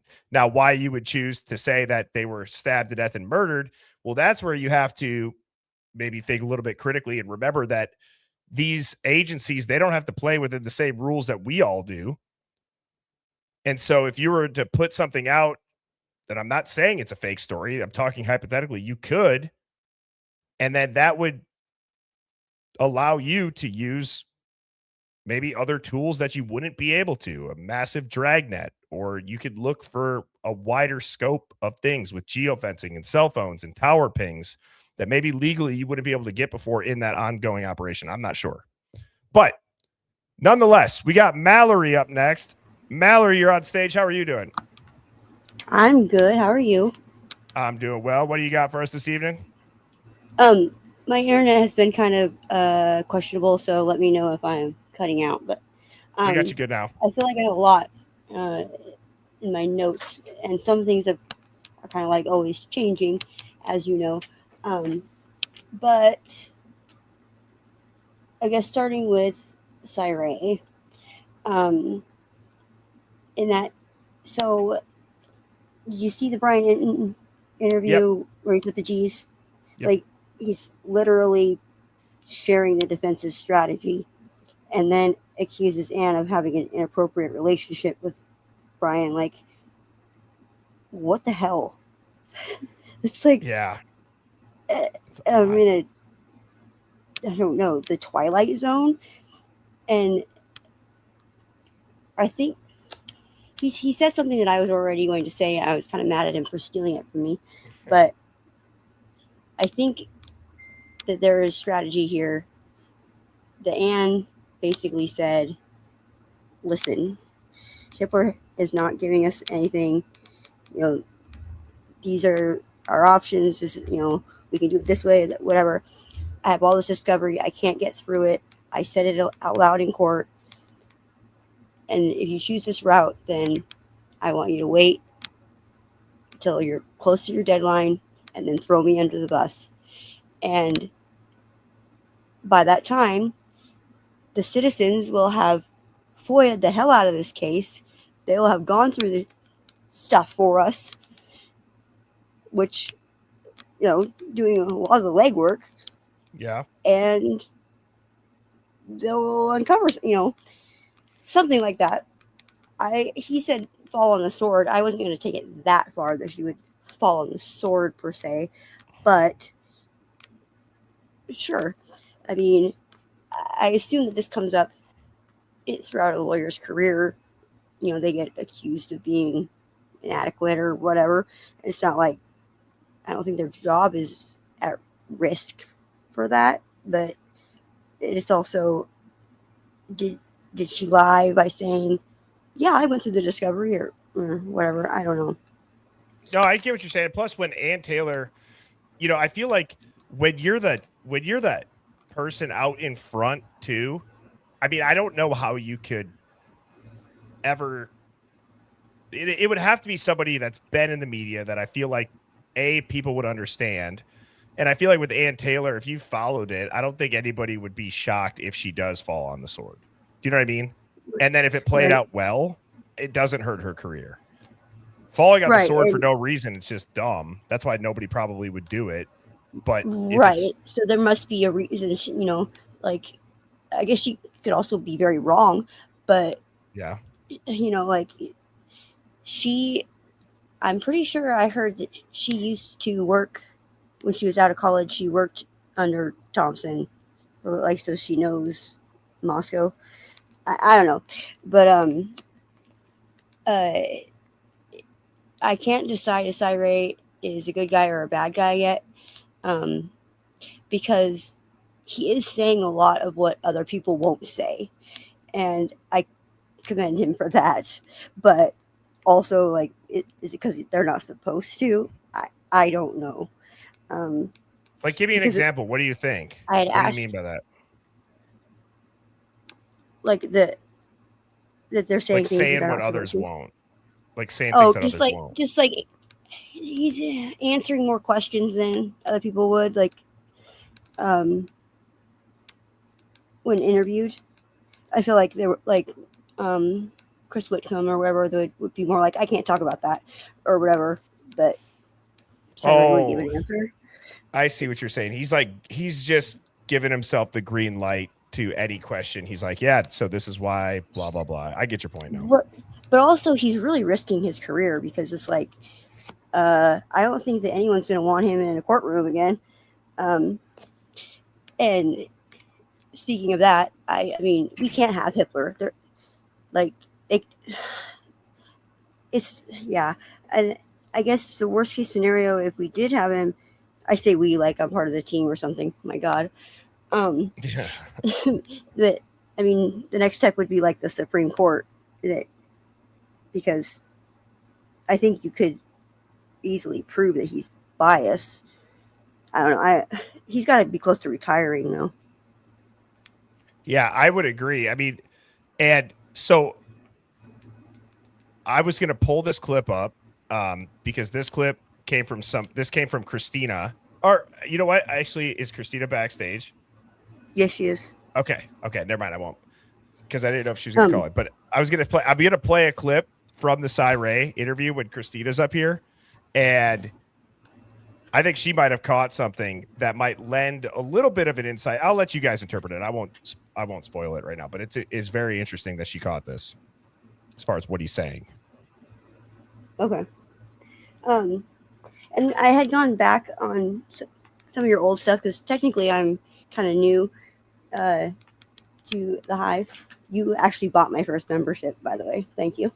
Oh yeah. Well, thank you. But when I did like a giveaway. Yeah.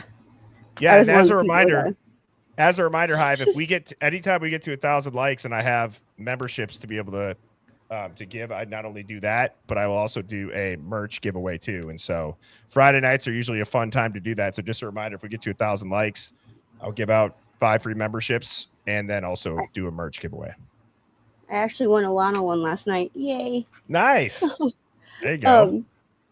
But actually, I went back on some of her old stuff and yours, and so I didn't know if it had ever been talked about with the FBI, and like basically their manipulation of doing whatever they want as far as the DNA goes, and like no one had brought up in Custody Queens, the Cyree interview, how he said the FBI made a fake profile and put the DNA in that way, like they were a fake person, like, trying to find out their ancestry or whatever.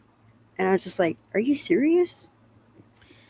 Oh, you're gonna get my tinfoil hat on at this point, but I won't distract the call anymore. There's just so many things like that. Brian Koberger's childhood being sealed. All of the photos of him just look off. You can't find him online. The guy doesn't say a word. And now you have people saying, well, maybe he made a fake profile. So I don't know. Sorry. I had to get that out. Well, that's what Cyree is saying that the FBI did. And right. I mean, I would assume that he knows. I don't know. But he just said it so nonchalantly, like, and I couldn't decide if that was important or not. Like, because people were acting like it was something we already knew. I definitely didn't know that. And I didn't know that they, like, well, one of the things Lana was talking about was like that they messed with the geo mapping or whatever, like the locations and stuff, just wow. I don't Yeah, know. it is. It is absolutely crazy. But Um, it sounds like some. I mean, you can exonerate with a whole lot of things right now at this point. I mean, the car is out, the sheath is out. Like, it's he so really true. has a really good chance. It feels like legally, this would not be a tough battle in front of an honest jury And an honest judge. And an honest judge. Like, seriously, I mean, so now, and that's the part that I think is so frustrating listening to this is, and eye-opening, and very eye-opening. Like, how many other people have just gotten cooked because of a biased judge, a prosecutor that's power hungry or at the end of their career? Right, yeah, and oh my gosh. But also, it takes us to why. We always want to know why, and I guess getting to the bottom of it is probably going to show us why. But one of the things I was thinking about us doing before all this came out was with the timeline, and it sounds like Accomplished Day kind of already did this a little bit, but taking what the state has at a certain spot and then putting what we think actually should go there, and maybe there'll be like a couple different things that are theorized in that spot, and like just going through each minute by minute, but also bad idea. I was thinking about what I had said with JJ last week is that we kind of have to go through, in order for this to be true, this has to be true, kind of a thing. Yeah. Like, because that's when I argue with my son's father about this case. That's one of the things he brings up. He's like, in order for your theory to be true, then you're saying one of blah, blah, those blah. guys. One of those guys. Oh yeah, he's the only person that I talk to about this, and he says no one will ever plead guilty if they're, I guess 25%, sir, actually. So anyway, but yeah, I don't know. I think she kind of already was doing that, and that's kind of what started her on the timeline, if I understood correctly. But yeah, I don't know. Well, I think that you bring up some great points. I think all of this stuff is out, and I think that Accomplished Day, if they would be open to it, which I don't know why they wouldn't be. Or Mallory, I know you're in the Discord. I know what Accomplished Day is. I don't think that that's a bad idea at all. If there would be like an Accomplished Day template that could be posted as like a Google sheet. I don't know if that's hard to do or what, but I was kind of thinking of like as a round table or something. Or that, yeah, or that. We just maybe have JJ in there too or something. I don't know.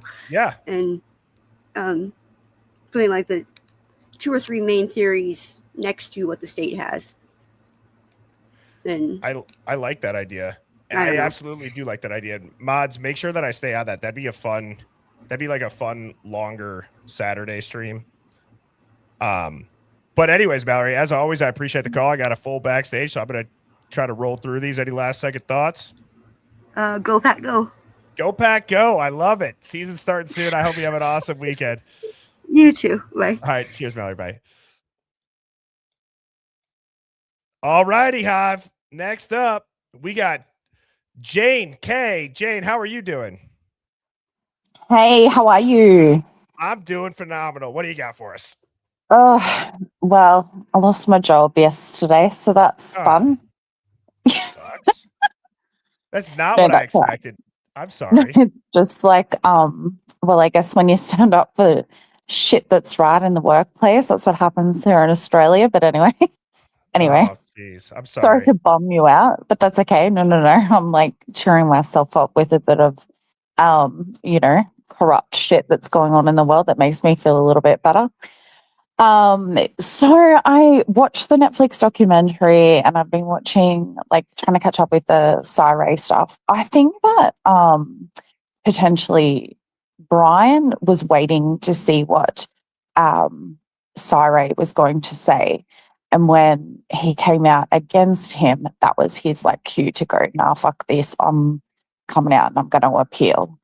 I think that was his like, yep, he was against me because that was going to be his like, he knew that Cyree was going to be on his side to start with. And then when he came out and wasn't on his side, he was like, I really don't have a choice but to go, you know, I'm going to appeal this because he said that I wasn't in the area. He said, you know, my phone data wasn't in the area. And then he's kind of said, you know, absolutely not. You guys have all lied to me. You've tricked me. And I think, you know, potentially he's realized that, you know, they've all just tricked him. Another thing that I also picked up on was that in Adam Lauder's interview, he was one of the only people that said that he knew Kaylee really well. Everyone else said that they didn't know her. Nobody knows Kaylee. Yeah, nobody knows Kaylee, and except for like Jack and Adam. Now, the thing when they go to the house for that noise complaint, she came out and she was quite like frazzled, and Hunter J followed her out. Who was that?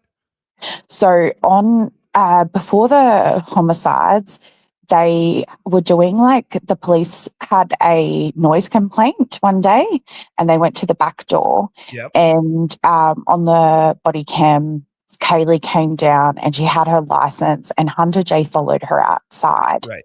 Yep. In the back window, and they were like kind of, one of the police goes, oh, there's no stairs up to those to that back.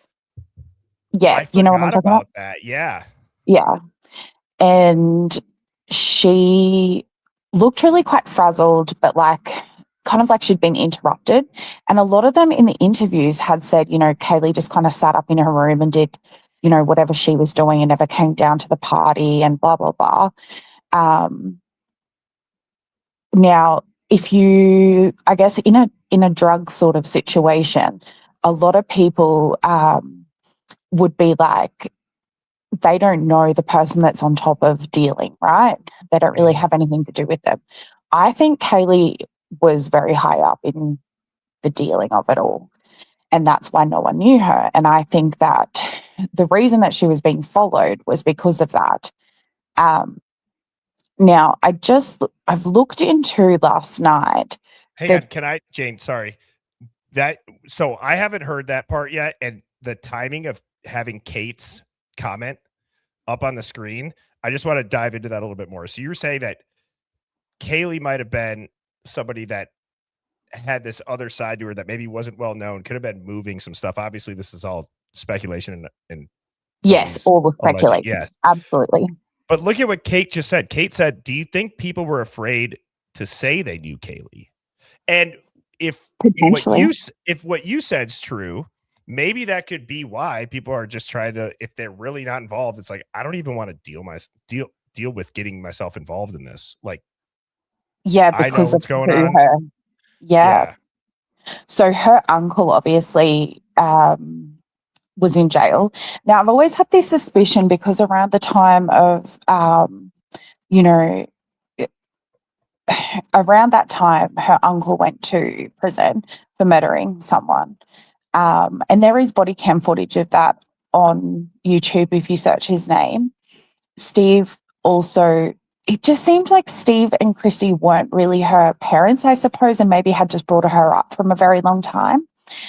Just from certain things that they had said. And for the brother, they have a like a DVO is what we call it in Australia, like a domestic violence order.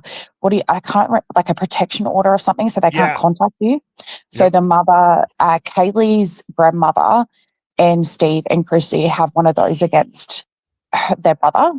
And I always thought maybe that the brother was actually Kaylee's real dad, and they just brought Kaylee up from for a long time because he was kind of like homeless and things like that, because it just seemed like they didn't have the same, how they react to her death and passing wasn't the same as what they would if it was their real child. And her and Olivia are quite close in age. Now, the job that she was going to, obviously Adam Lauder got, and he now works for a company called Shelter.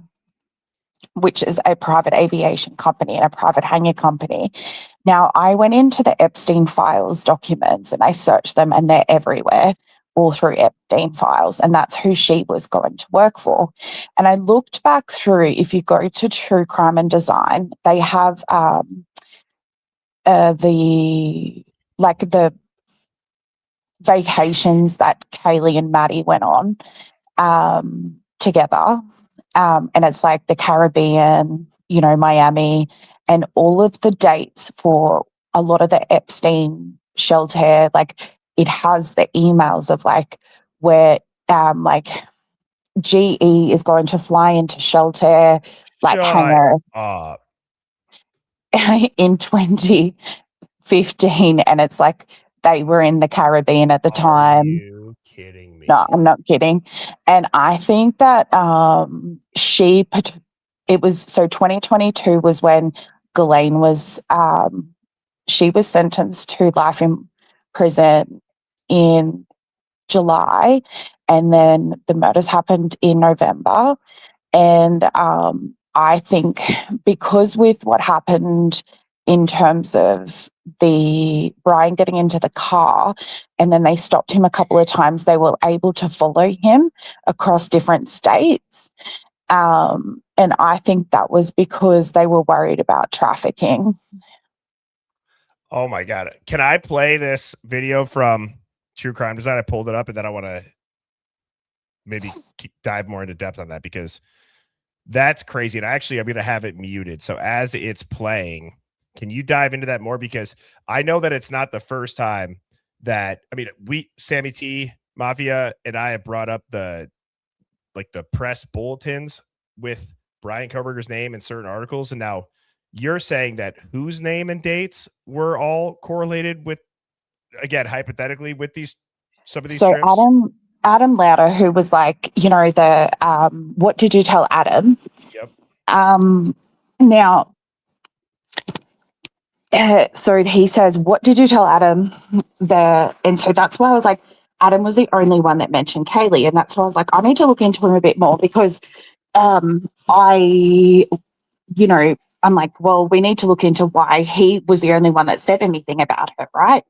Then someone said that he took her job. And so I went and I looked at his LinkedIn, and the LinkedIn says that he's a small airplane, you know, aviation person, expert or whatever. He also worked at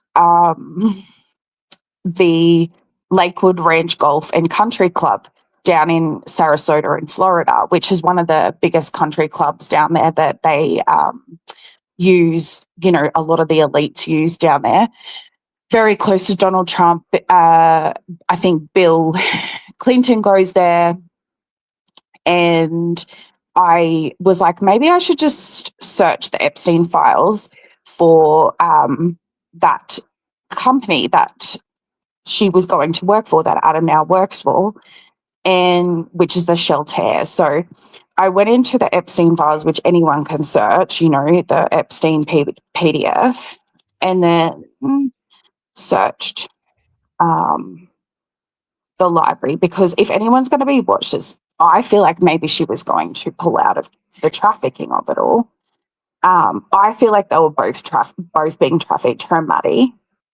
And the difference between both of them is that I think that if you type in Shelter, SHELTAIR,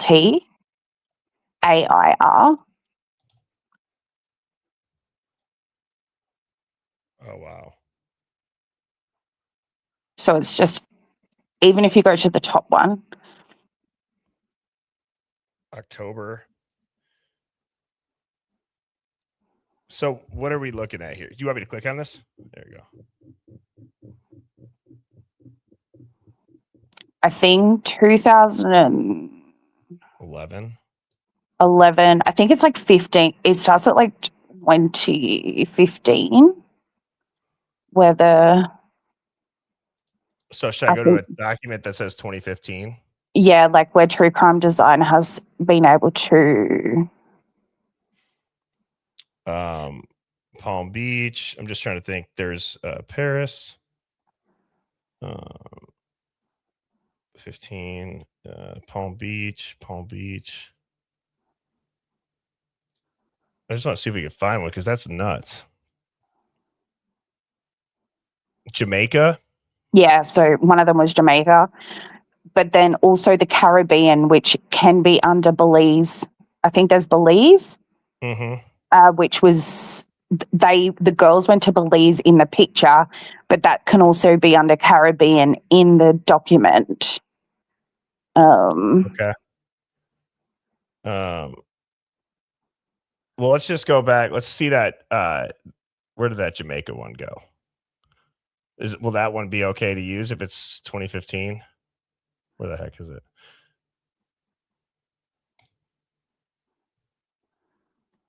So 2016. Jeffrey has on Thursday, October 27th, to go see new airplane for sale. Please be outside, ready to leave at 10:30. This is Jamaica. Oh, that's Jamaica, New York. That's not even that. I don't think there is. Is there a Jamaica, New York? But I guess I wouldn't know for sure if there's a Jamaica, New York. You're right. I've never heard of that. So you're saying I'm trying to find one. Like what's one for sure that would be a good example? You said the Caribbean or Belize? So the Caribbean is on the Epstein files, and then they're in, which is technically Belize in, what's that long one there? Yeah, Caribbean. Hang on. See, if you give it too much information, they're weird about it. Right. All right. Let me just find one. Hold on, I'm bringing up one now. All right. So it's not on page C3. Nope. I want to find this because that would be nuts.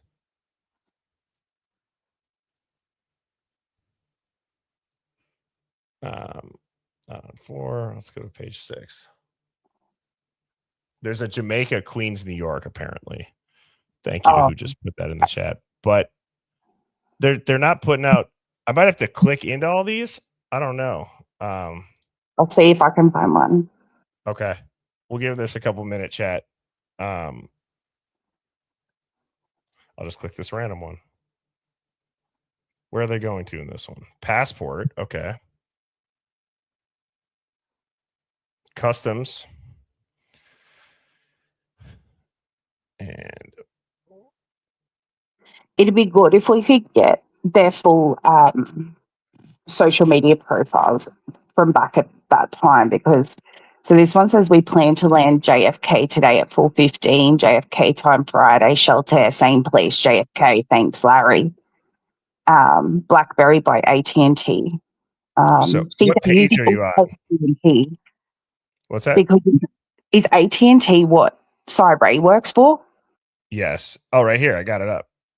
And so that's what all these are from. They're from AT&T. That is interesting too.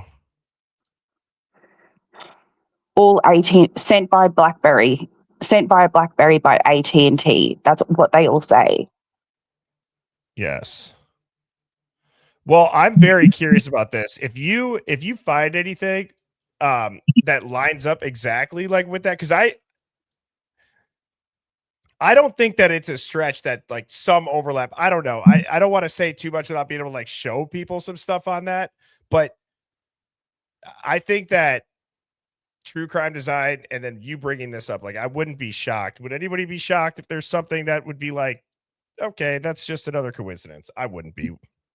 Because the fact that everyone kept saying that she was being followed, that is something that would be like an intimidation tactic. I think that what was going on around the time of the Epstein, like was she going to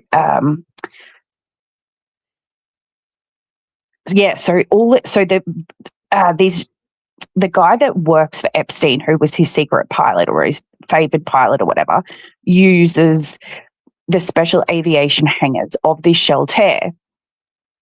And then Jerry, his name is, he uses this BlackBerry. And when he sends an email, he sends it from the BlackBerry using AT&T. So the fact that Ray works for AT&T, then the job that she's going to down there is for Shelter. And then that's who Adam now goes and works for as a pilot. And it's like, what did you tell Adam? Was it because Maddie then dumped all of the drugs? And were they trying to, my thought is, because the two separate things happened, were they torturing like Zana and Ethan to find out who is the CI? And when they found out it was Kaylee, that's why they killed her. Wow. And I don't think that Steve, I think everything Steve has said has been calculated. I think that he deliberately said they didn't need to go up the stairs. I think he said that deliberately. And I think that we all think, like, we've been looking at it like, oh, he said that. Like, is that why he said that? I think he deliberately said that so that we'd all steer away from the fact that it wasn't Kaylee as the target. What if the stairs, sorry, go ahead. No, you're right. I was just going to say, what if the stairs aren't physical stairs like the way we've been looking at it? What if he didn't have to go up the stairs? Because he's talking about paying that bill. He's talking through the screen. Like, what if the stairs are not physical stairs that we are thinking about in terms of the house? Yeah, absolutely. He didn't have to go up the stairs. Like, he didn't have to go above us and do something. He didn't have to do... I mean, it could be as simple as just the house, but I'm saying I feel like we've talked through that a ton. And obviously on its face, there's a simple explanation that leads to no answers still. You know what I mean? We've tried that. So I'm just thinking out loud, what if the stairs aren't referring to stairs in the house? And that's why he said, you know, someone needs to come up and be the alpha. And then, and it's like, what the hell? Like, I think that everything that we've been given. Oh, the other thing too, if anyone wants to check it out, so Dylan Mortenson's dad has recently done, it's pretty funny. I shouldn't laugh at him because, like, he's obviously trying to help himself, but he's done this YouTube video with someone, and it's about his new like method called the loop method. And he talks a lot about his like childhood trauma and how awful his dad was to him, and like how abusive his dad was. I just think I think we all think that trafficking is like chucking people into you know, a container and taking them over the border. But I do think, you know, sororities can be trafficking as well. And I think so. Hunter Chapin's mum was part of the same fraternity as all of the other girls, but Kaylee. Kaylee was in a different one. So I do think that she potentially could be a part of this, allegedly, and that for a very long time sororities and brats are part of trafficking. And, you know, whether or not Kaylee and Maddie had been doing that, because these, you know, just the OnlyFans things that had definitely been out. And was it that potentially they were streaming something that night and that's what Brian saw? Okay. I feel like I'm going to ask you this and I'm going to move to the next callers, because I feel like the way that your brain is thinking bigger about it, I would not be shocked if that, to me, seems like we're never going to get answers on this. In a way, Brian Koberger going to trial and the timing of it, I understand the deadline, but there was a ton of public pressure, right? I mean, I felt like the tide changed a lot. Brian Koberger going to trial now, it still doesn't necessarily provide the answers as to what happened, because in the state versus Koberger, what do we expect to get as far as answers as to what really happened? It's just going to show that Brian didn't do it potentially, right? And then it's on the investigators to go to investigate, trying to find the real perps, etc. The families wanting to pursue that. But when you get to a level that's as big of what you're talking about, in a way, a trial still protects everything about that from coming out, because I don't think I'm the only one thinking that there's no way that this trial would expose that on its face. Absolutely not. I don't think so either. But we would get, maybe it'll be a closed trial and maybe we won't get to find out. But he will get away to be innocent. I don't know. Like, I do the other, and from the very beginning, because he was in recovery, another thing that I always thought was maybe he had met some of these people in NA. And because you're in Narcotics Anonymous, you can't talk about meeting people in NA.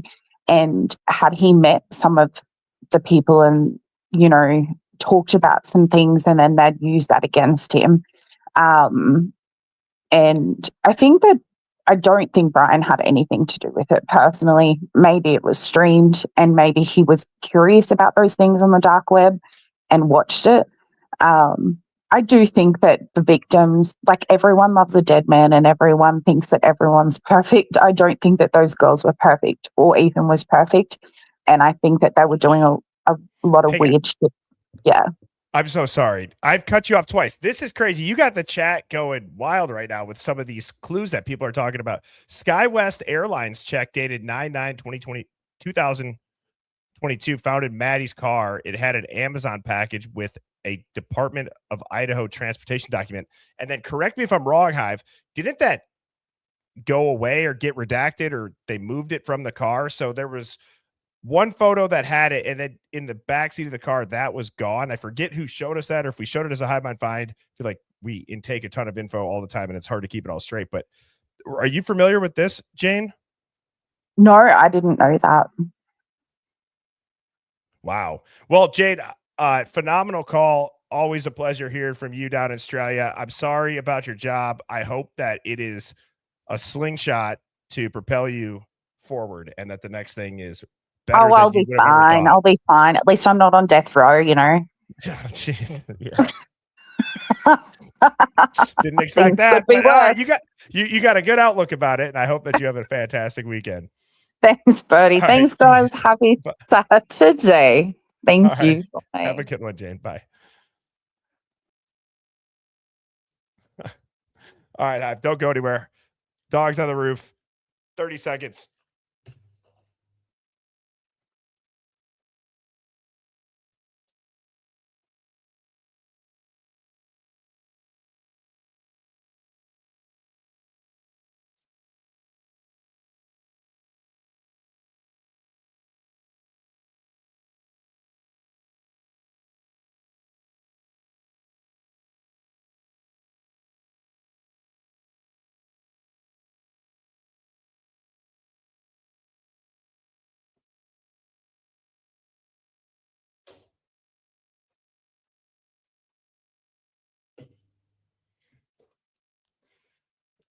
That dog on the roof was really just for this. Mrs. Birdie's got these Bloom Pops. This is a Shirley Temple. It's a prebiotic soda that's caffeine free. Getting wild. All righty. Next up, we got Polar Life Force. How are you doing? Bitch. Hang on a second. Fuck. You're good. Oh, wait, you can hear me? Yeah. Yeah. Oh, shit. Okay, sorry. Hang on. Wait, you're in here somewhere. I think I found you. You're good. I found you. You're good. What do you got for us? So, like, I have a bunch of mixed feelings on.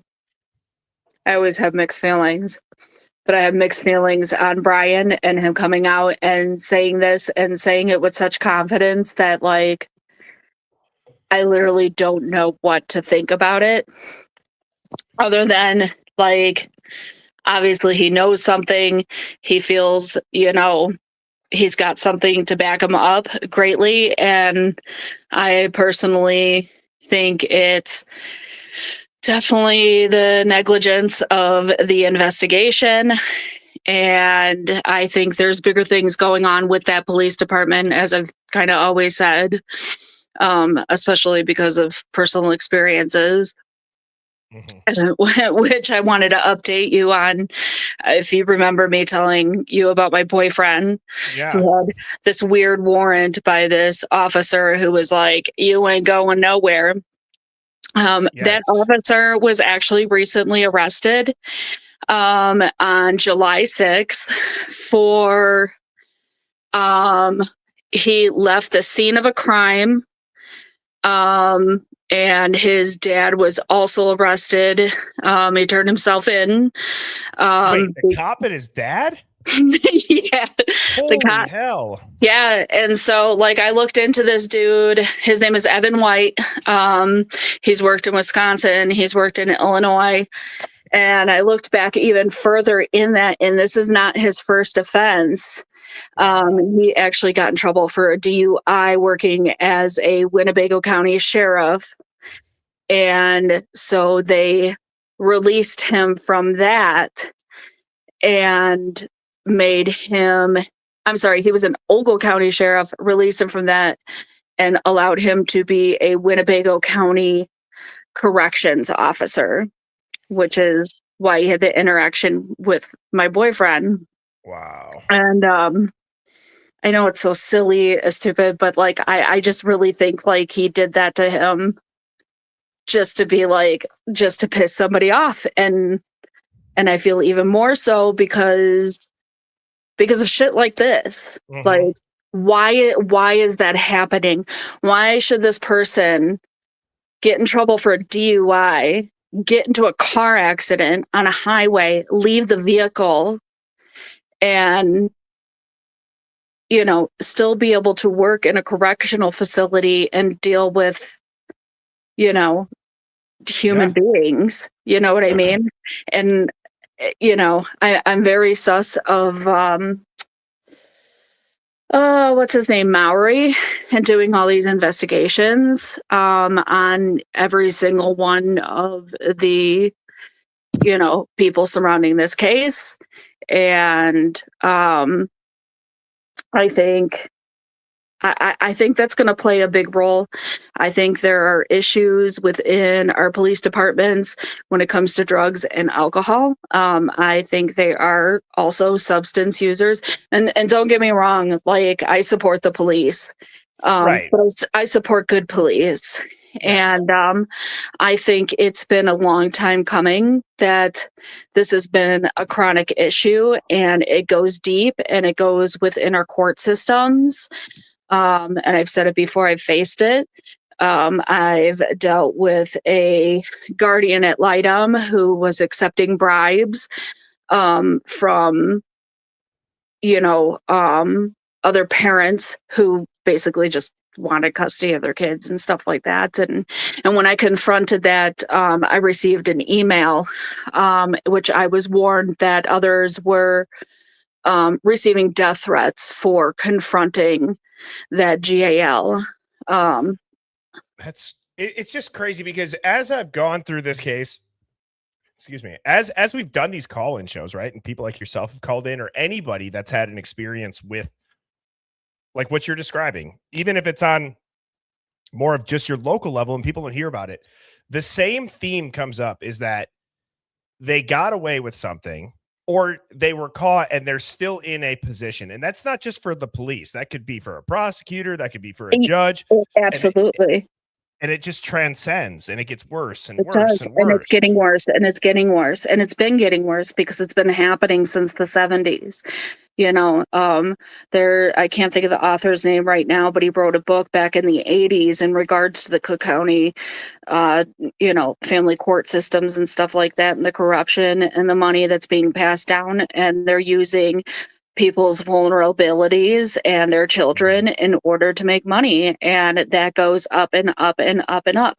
And when you're dealing with a place like Idaho that's off of all these, you know, highways that are major routes to trafficking and cartel, I'll keep bringing up cartel.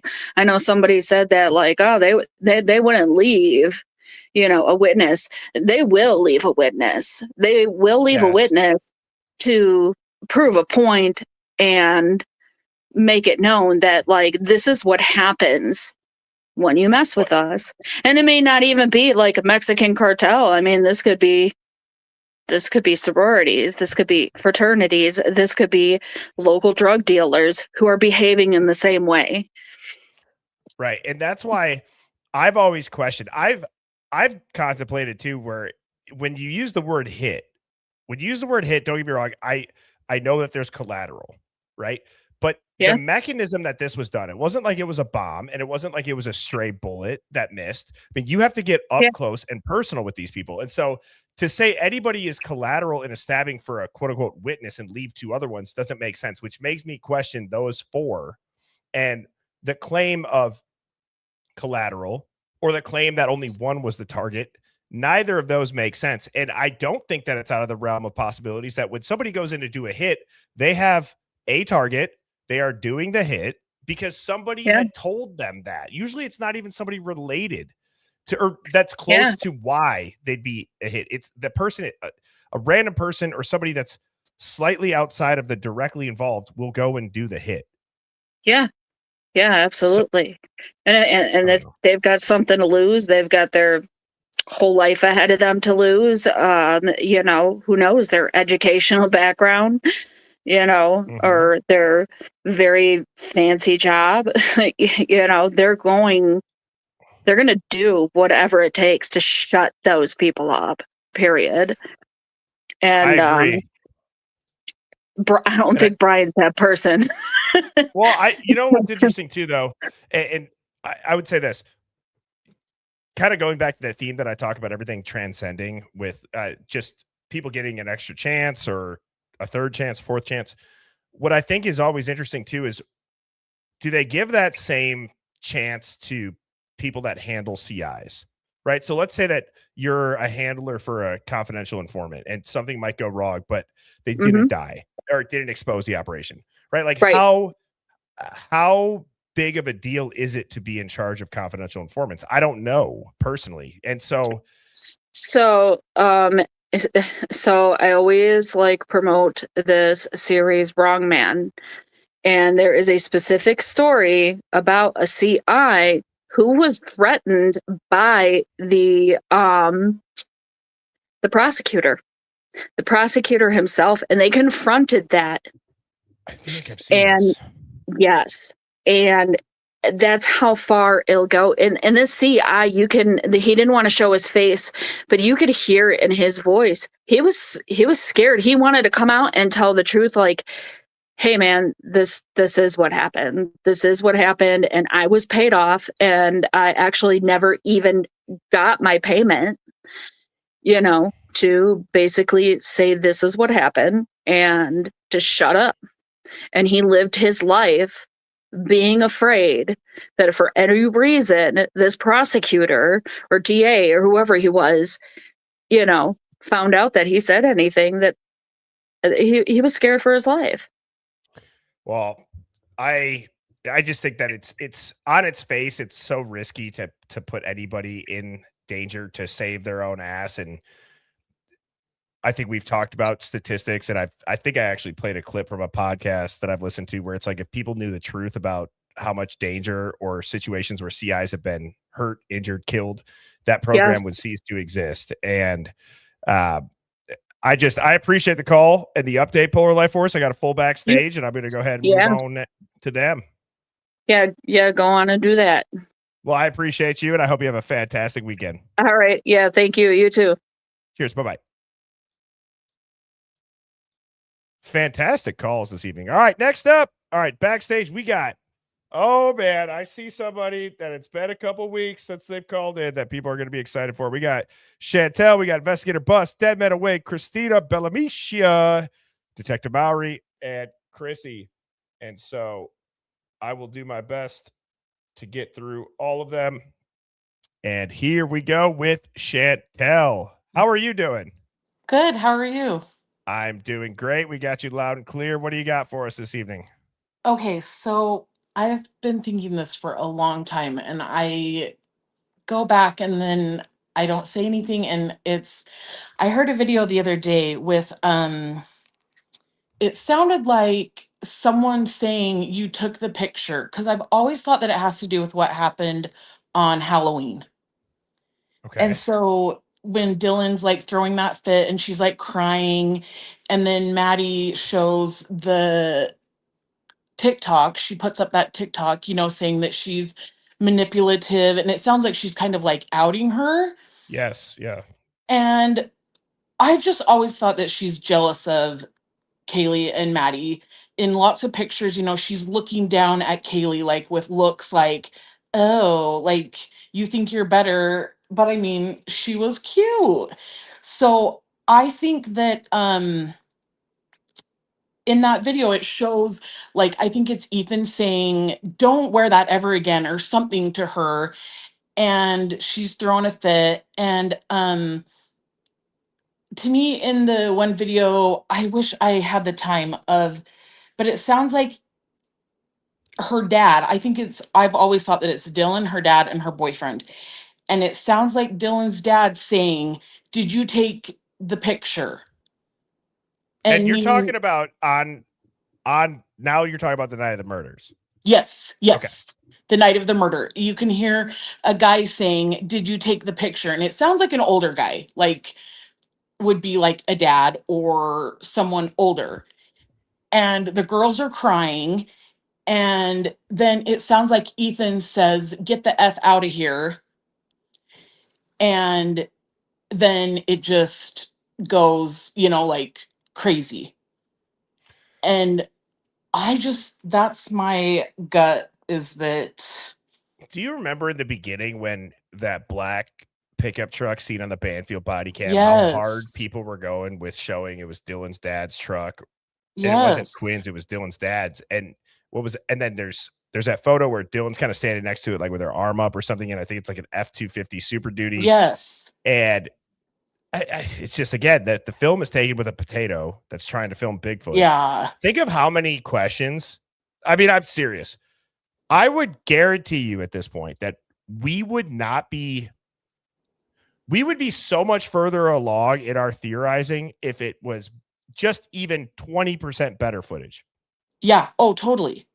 And I just don't think it's a coincidence that her dad happened to text her that day and ask how it's going. Like, it just seemed like it was maybe like code for like, how's it going with the cops? Like, we need to check in. Like, I don't know. I've always felt it was a jealousy and a get back at. And when they said that she was Mormon and that she's from Utah, that terrified me. I am I didn't know LDS. that. I am from Utah.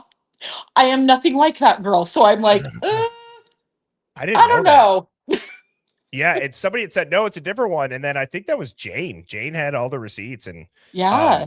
What was the text that Dylan had sent? Like, I found the text strange for a couple other, or for a slightly different reason. I still think the one that you referred to was, in general, it's weird, but I thought it was strange. It's like, you're talking with the police, like, to just think that your day's going good, you could talk it a little bit. I just feel like that's why I think it was like code. Like, he knew what happened, but he couldn't, he couldn't come right out and say. And so she just acts like, oh, it's all good, because she has to say that because he already knows what happened. I don't know. That's just my thoughts. Well, I appreciate the thoughts, Chantel, and I hope that you have a fantastic weekend. I'm trying to get through everybody, but I just have one quick question. Yeah, go ahead. Do you have somewhere that we can send stuff? I make baby moccasins by hand, and I want to send some, and I'm making a cute keychain for your wife that says girl mom. It looks like this, but it will say girl mom. Oh, I can see that in the little thumbnail. Yes, guys, I am working on that. I had to. Okay. So when I get that, I'm getting like a it's not like a PO box. It's like a mailbox thing. It's like bigger for packages. The PO box was so I'm working on that. Apparently they need your passport for it. So I'm working on that. Crazy. But that'll be up, and obviously I appreciate everybody who's willing to do that, and I will let you guys know. Okay, yeah, because I love to make stuff for babies. I make tons of babies, especially girls, because I only have a boy. Well, Mrs. Birdie's going to love that, and I obviously appreciate that very much. So, okay, well, thank you so much. You have a great night, Chantel. Have a good weekend. You too. Yep, okay, bye-bye. thanks. Bye. People are so kind in here. There was one other thing that I was going to say. Jane, I don't know if Jane's in here still, but can you refresh our memory on the whole LDS thing? Because I was surprised when I heard that too. And off the top of my head, I do not remember, but there was some like article or there was some name that you correlated and you're like, yes, it is. So I'm going to kind of lean on Jane for that. But all righty, next up, we got Investigator Bus Diablo. Can you hear me? Loud and clear. What do you got? Hold on, I got something in my throat. Hold on 1 second. Oh, well, everybody's heard about the bird. Ah, classic. The bird is the word. What's going on? Oh, not a whole lot. I can appreciate that. And I can appreciate that it was like less than 7 to 10 seconds or whatever the copyright trigger is. So well done, Bus Diablo. Well done. Yes, I hope that gave you a smile. Everybody in the Hive, hope you're doing good. If you're going through anything, it's just temporary. Tomorrow's a new day. Real Amen. shit. So, obviously, poop is hitting the fan right now in this case. And I know everybody just saw the news about the White House tweeting out that COVID was basically fake. So there's nothing that makes me think that they were just hoping people would just believe what they told them with this case. You know, we'll believe anything. So the main thing I wanted to talk about with you, because I know you got a lot of callers, was what we were talking about when the show started. So the guy in the thumbnail right next to your head, okay, that Jack guy, when they had the cop and the FBI calling him about cocaine, right? So I've had enough time backstage to know what I want to say, so I'll make it quick. But like, basically, I just put something random together, and I forgot this, but I remembered. So I always get their names mixed up. One of the girls that survived called her dad about a toothache. Bethany. Yeah. So I just put 2 and 2 together, and I was like asking AI or whatever, like, are toothaches common with cocaine users? And it said, yes, very common with cocaine users. They have toothaches. It's like you're waking up at 4 a.m. with a toothache or whatever time she woke up. I know it was early in the morning. It's like, could she have just been like clenched jaw the whole night and like actually had side effects from using cocaine that night? Just grinding her teeth all night as she sleeps. Get the bottom jaw grind.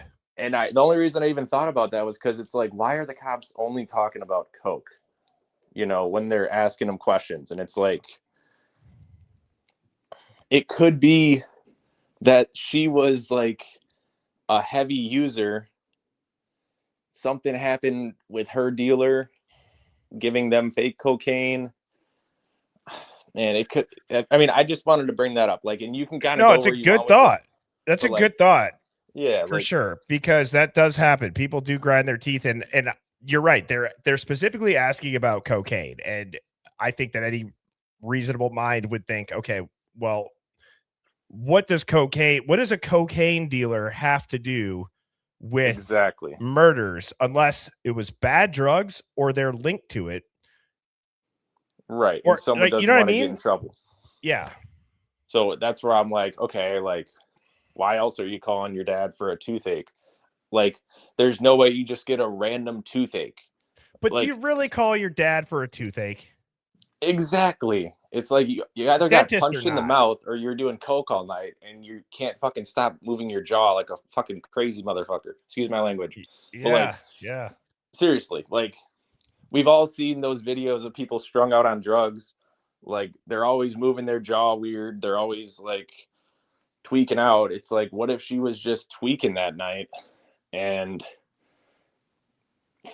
I feel like something happened with her and cocaine that night, and that's kind of why they're even bringing it up. And that's why I even thought about, why would you call your dad about toothache, and then, you know, what are the side effects of cocaine with your mouth?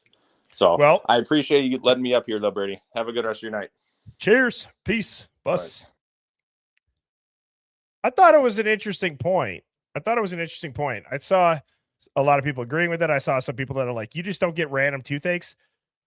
I think that, again, the innocence of just a toothache happening, given how they've made everything else look so innocent. And how does it not come up to her dad and take some Advil and then pass out? Like, Advil doesn't make you pass out. I don't know.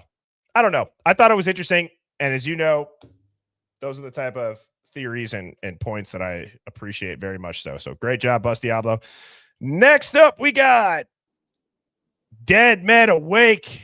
Any run-ins with any vampires? No, not yet. Can you hear me? Oh, yeah, loud and clear. All right, cool. What's up, Hive? What's up, brother? How you doing? Man? I'm kind of done. I'm done with this case. It just doesn't even, nothing makes sense because, I mean, we were on a hiatus where we were begging for information, and then all of a sudden they just dump the world at everybody. It's almost like we're in a like one of those interactive games. You know, it's like they're almost like feeding us what we want. Like we're creating the content they're giving us. And it's infuriating. Do you know what's so weird about you saying that? And I know I'm not the only person that feels like this. There has been times where I'm like, I know specifically that on this show, or just I'll broaden it because it's not just us, but it's like this Idaho 4 community. There is a certain topic that within the last like 48 to 96 hours has come up. And then it's like, that is addressed directly head on. And it's happened like 5, 6, 7 times now, where I almost feel like there's things that have been said where damn near word for word, it gets repeated. Yeah, it's getting weird. It's like, it really is like, I'm starting to like, can you think of any other case ever where you have a large group of people that believe that it's some incel loner stranger from PA that came in and did this, and then there's groups of people that are like, no, it's the Sinaloa cartel. Like, right. What a wild degree, you know, like what a pendulum swing that it could be. And if you pull every thread, you'll get somewhere with each one that you're pulling. So it almost feels like we're like they're like doing this new form of entertainment where it's like this live crime, and like where it's everything's a season. You know, season 1 was the murders. We got introduced to the main characters, the Dylans, the Bethany's, the victims. Season 2 was Koberger. You know, then we got to get introduced to the, you know, the attorneys, and now we're in the expert section. Like it's just it just seems way too staged. And then we have Ray. I mean, last year, every single person who thought Koberger did it looked at Ray like a conspiracy theorist. Now they're championing him around like he's their hero. So it's like it's so bizarre to me. It's like, and it's almost like they know, like nothing they're doing is coincidental. Like it's all planned. Like if nothing else is planned, the way they release things are planned. The way they're just, you know, they're giving. I mean, and then we get the first. I mean, the video you played in the beginning of Jack. I mean, that was the most unredacted thing I've ever heard in this entire case. Like it's just, you know what I'm saying?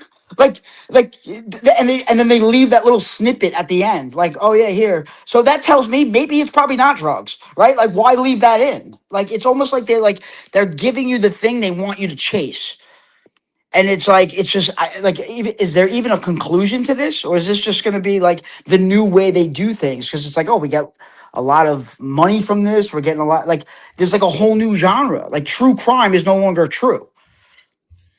I'm ready for people that have watched the Netflix series, right? Or the masses. I'm ready for somebody to look at that with fresh eyes and see something that we haven't. I know that it's possible. Do you know what I'm saying? Yeah, I'm ready absolutely. for somebody because, to your point, this progression of the flip and the flop. I mean, in a way, I wouldn't want to do all of the catch-up work, but I slightly envy people who are able to look at this with fresh eyes now with everything that's available. You know what I'm that's saying? true. Yeah, like brand new, looking at it and just being, yeah, I agree. Like if you guys could, I'm curious. Type of 1, if you had the opportunity to get like the Men in Black, like that pen thing where it's like, and you could start over. And you can go back anytime you want. So it's not like forever, but you could do it to start over. Would you do it? And I think I might. I honestly think that I might. With all these interviews, with the court documents, I feel like I would. I feel like I'd be able to spend my time researching so much better. Yeah, I absolutely agree. But it drives you nuts because if as soon as you feel like you might have a locked in theory, something drops and you're like, okay, everything I just thought is a waste of time. I just spent, days thinking I might be onto something, and then a new interview comes out that throws that out the window. It's like they're almost like, it's like, I want to know what's the proof that these interviews were done then and they're not being done recent? Like, how do we know when these interviews were done? Like, it almost seems like they're so like in the moment. They're things that we're thinking about, and it's like, all right, do one with Jack now. Let's get him on the recording, and we'll release. Like, why wouldn't that be one of the first ones? He was a prime suspect for how long? Like, everyone thought he had something to do with it, and now they release it. It just doesn't make sense, dude. I mean, outside of just applying to this case, that's actually genius. And you think about all of the faces being blurred, that any audio could be dubbed in. Yeah. You know what I'm saying? Like, it's possible. It's not out of the realm of possibilities to have a blurred face interview and their voice is going to be the same. It's going to sound like them. The audio is hell anyways. Right. And their emotion sounds people more detached than in the moment. Right? Like, you just witnessed this horrific crime and you're like, you're not upset, you're not emotional. Like, it sounds more like people that have had years away from that and are like, yeah, what do you want me to say? Like, that's the vibe I get. Dude. It's more of like I just there's so many things, bro. Like, as you're saying this, I'm like having like this Rolodeck in my head right now, just like of just how many theories have absolutely been shut down once the next thing comes out. Yeah. And it makes us even more hooked because we're like, oh, because at least they're giving us something. At least it's good. And anybody you watch and whatever shows you're into, like who cover this stuff, I mean, at some point we have to do like mental gymnastics to make the new information fit a narrative that we've created. And so, there's people that are coming up, like, oh, well, Cyray's, this is all a plan where they're like, when has that ever happened? Like, you know what I'm saying? Like, we're not even basing that off of anything other than just us being like, it has to be this way because nothing else makes sense. So I have to just look at it and go, it all has to be bullshit. Excuse my language, but that's kind of what it is.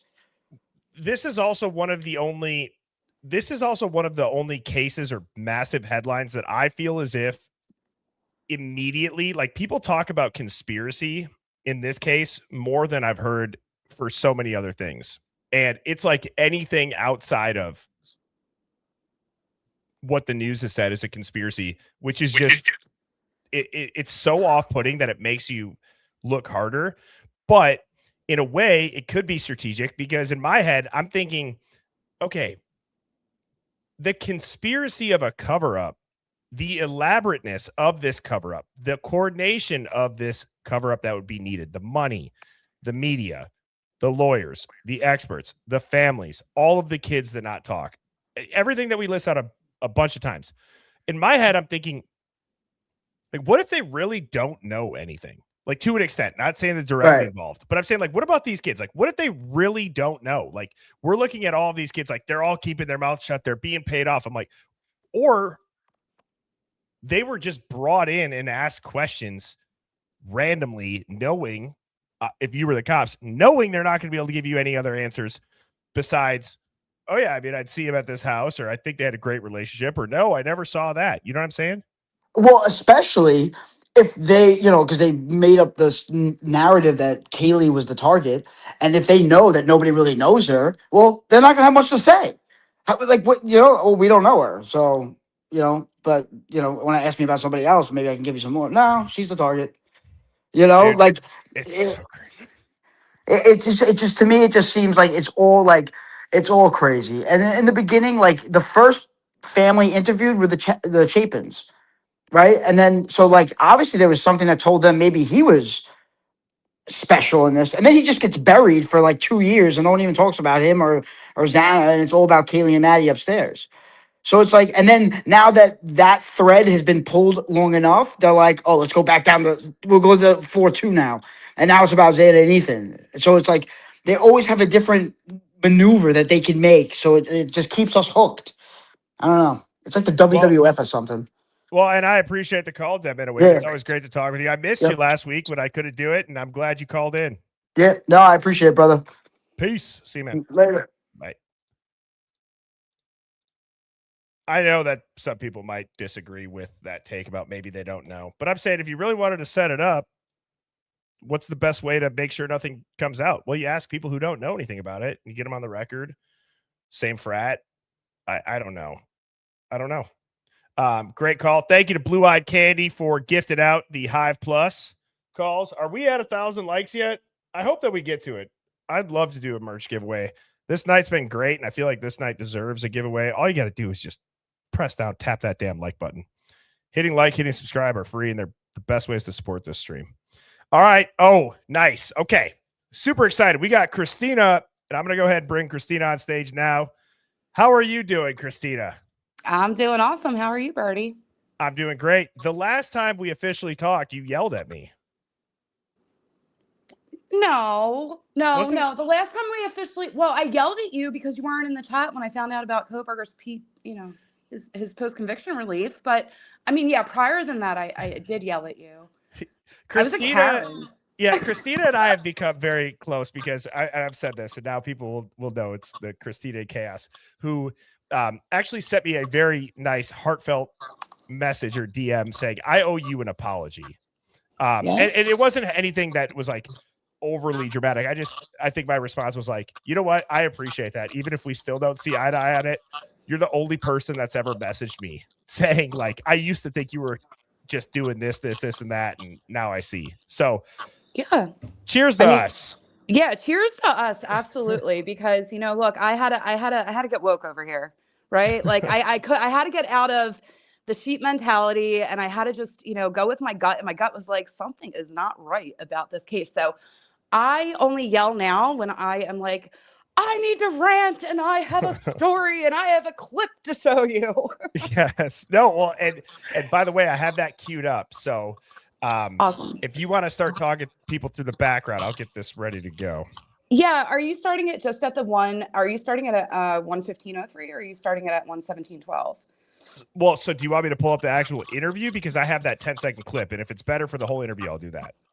I mean, you can pull up just the clip, and I can just give a little bit of context because I just thinking ahead, I already know what people are going to say. I talked to a couple people in the Discord today, but this is the part of the Cy interview with Brian Enton, and I was up until 2 a.m. last night, and something that you said really resonated with me is if we have to go outside of the documents, what do we do?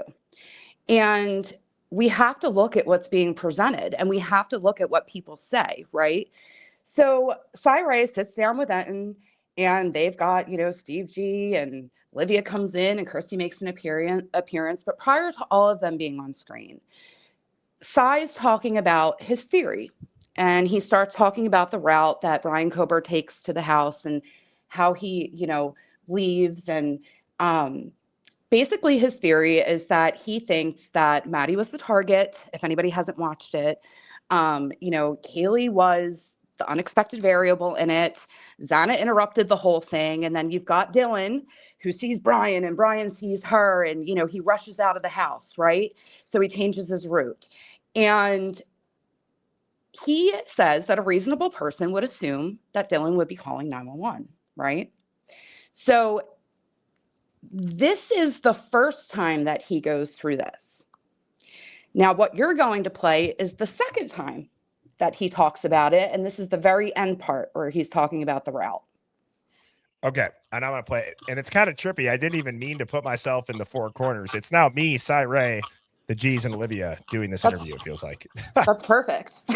All right, so I'm going to go ahead and play this. Airport back in, because he can get all the way to his house and never pass a video camera other than the Indian Hills one. But because 911 is being called, he drops down to the south. So, yeah, I think airport back in, because he can get all the way to his house and never pass. So I put Christine on mute because there was a little bit of an echo, but I'm going to play this a couple times, and you guys tell me if you pick up on what this clip's showing. Airport back in, because he can get all the way to his house and never pass a video camera other than the Indian Hills one. But because 911 is being called, he drops down to the south. So, yeah, I think airport back in, because he can get all the way to his house and never pass a video camera other than the Indian Hills one. But because 911's being called, he drops down to the south. So yeah, I think. All right, go ahead, Christina. So what's missing from that is not any reasonable person would call 911. Cy Ray is stating it very factual that 911 is being called. And what we don't see in this interview, I didn't send you this part of it, but shortly thereafter, right, it goes into Steve saying, yeah, and that's when we heard the scream. So if he was leaving and she was, calling 911, a couple of things come to play here. One, that kind of puts our timeline where we collectively, the majority of us, think it's earlier, right? And it also kind of puts out there that 911 was called earlier, that there was some type of presence. Now, look, I know a lot of people can say, well, maybe it's just shorthand because he already explained it. You're right. It could be that. But it's interesting that he just omitted that part, right? Like he said it with such conviction. And then it just kind of made me go back. And I was like, context has to matter with all of that. And I don't think that this interview alone exists purely in a vacuum. I really don't. I think that when we're looking at timelines and timing and all of that, we have to look at the past few months. And we've had Wickham's book, right? And we have Broken Plea, that comes out and everybody's talking about Broken Plea. And then we've got Turvey who's coming out and he's being more vocal. And they're both just slipping these kernels of information for us to follow. And then leading up to it, we get the PCR. I mean, how beautiful is that timing? And now we've got Cy Ray, right? It's crazy. And one of the things, and I'm gonna put you. Am I on speaker? Because I can hear myself echo. Yeah, you can mute me. Okay. So what I was gonna say is, one of the things that I do find strange is why would Cy Ray? I understand everything needs context, and I appreciate Christina pointing that out. But why would he talk about like going south as 911's being called? I don't know. It's a short clip. Watch the interview. I think Christina said it's like around 115 or 117 in the interview. But I am under the impression, and I actually had messaged Christina about this, I feel as if Cy Ray is almost saying this all exists, and the name of the records and that I don't know, like Brian Enton ran and said Brian Koberger's in the middle of the living room in the days leading up to it. Like, does he say that? Assuming this is some, I don't know what this is or what you call it, but does he say that so that then it goes and be like, we have to get that out there? And they go and they look for it. They can't find that because it's so dramatically different. And I'll see what Christina says about that. I'll unmute her here.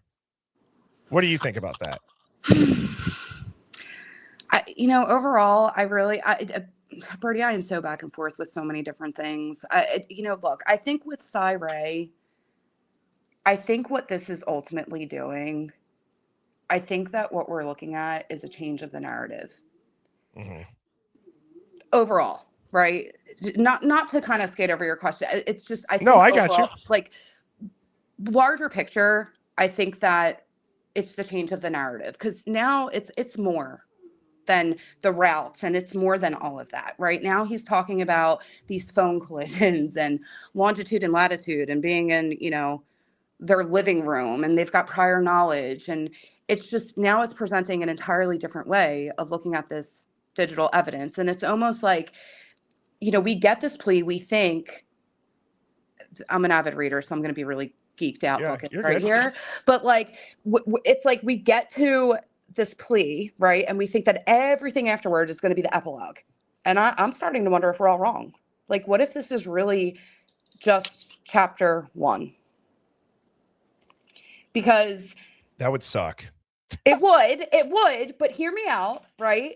Because for the past few years, we've got this really grand narrative in play, right? This public narrative overall, without details.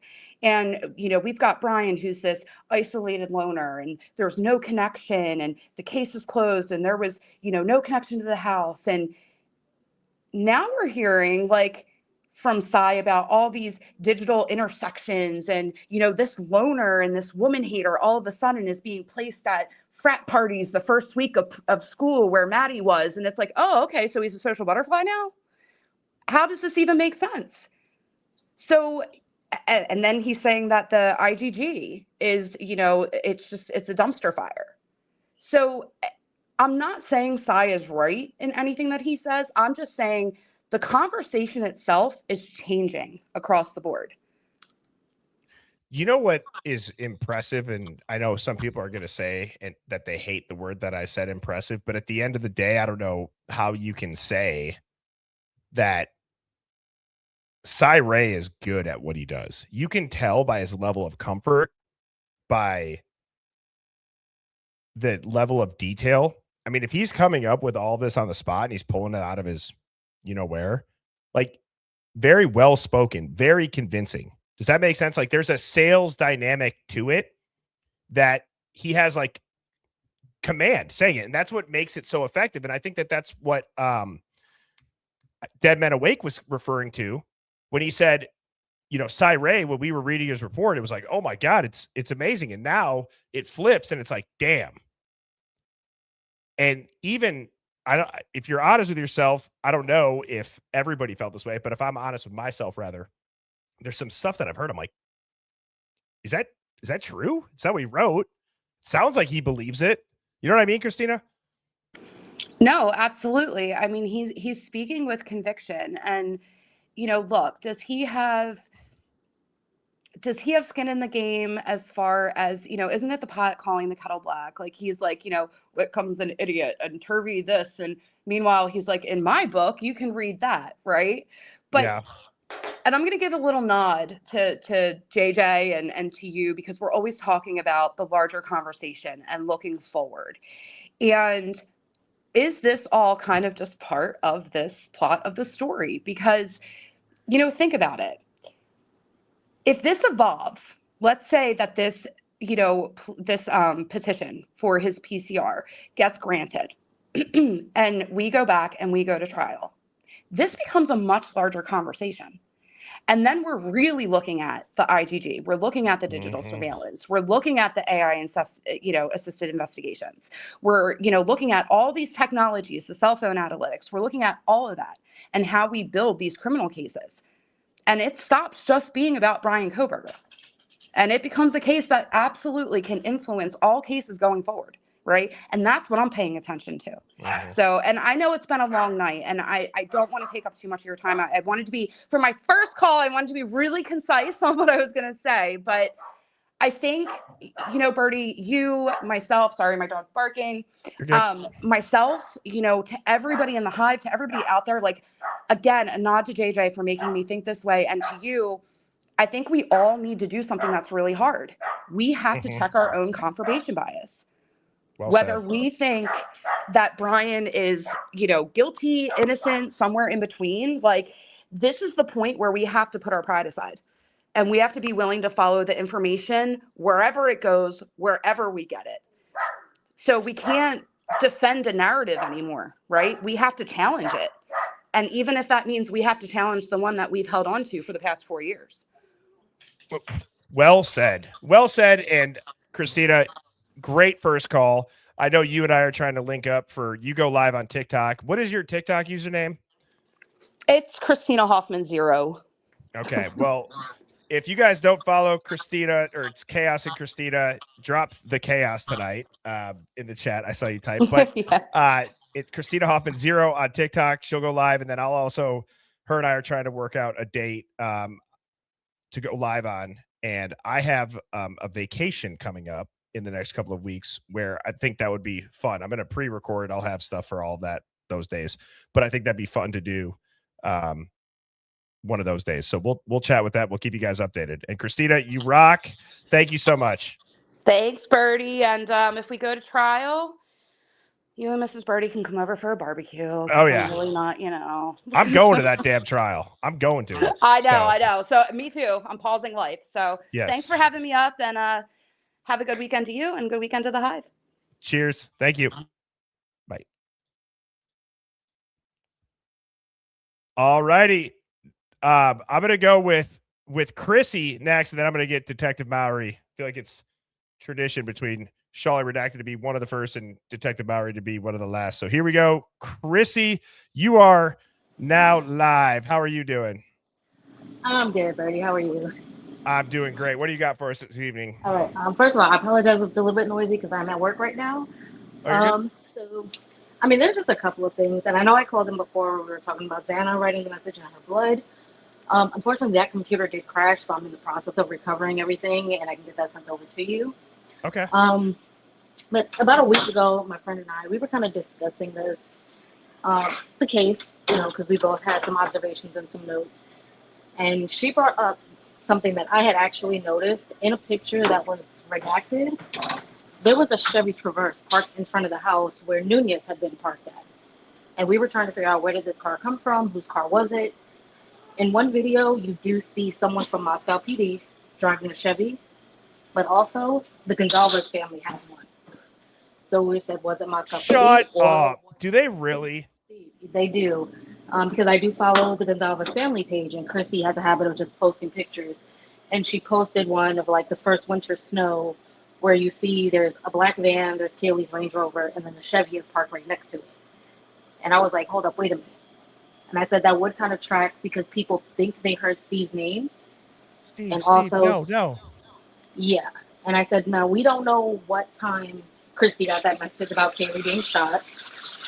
And it's possible that it did happen earlier because, again, Christy posting to her Facebook, she had screenshots of her conversations with Kaylee, throughout time. And there is one, it kind of cuts off, but it shows November 13th at around like 11:30, 12 o'clock, where she's texting Kaylee, hey, your dad's really sick. I need you to call me back. Like something you would say to try and get somebody to call you right away. And I'm like, if she's texting and not getting an answer, maybe then, Steve pops in the car and guns it down the highway and makes it to Moscow in less than an hour. And he actually saw the scene before the staging of the narrative, which is why he was so outraged in the beginning and potentially why there was gag orders also. But wow. This was one theory that my friend and I were working on. And she also mentioned, the feds being involved so quickly.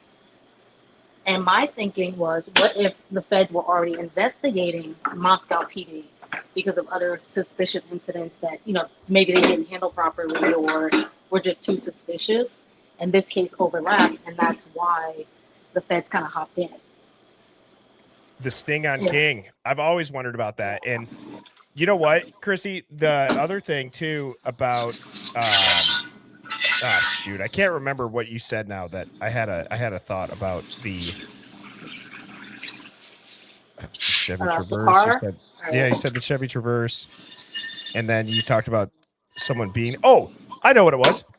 Did anybody else find it weird that in the Netflix documentary they made it a point, or I felt like it was an intentional point, because that interview that was done by Chronicles Olivia, where they're all sitting on the couch and Kaylee was shot, that has never been repeated ever until this Netflix documentary. And then it was like this whole process of finding out they were stabbed while they were still at home. And I'm thinking to myself, like, what is going on? Like, did they just say that on the Netflix documentary? Because like that disappeared for years of the interview that would said, I got a call from my niece that they were shot. And I'm like, no way they just said that. Exactly.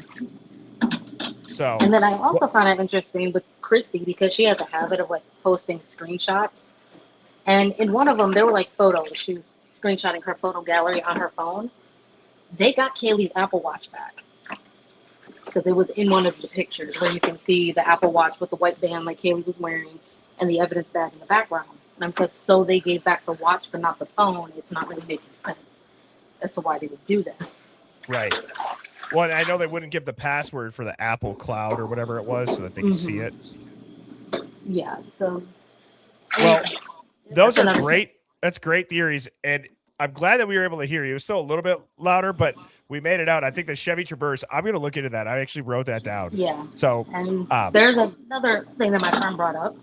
She was like, in the beginning, the narrative was different and why she thinks that the body cam may have been staged.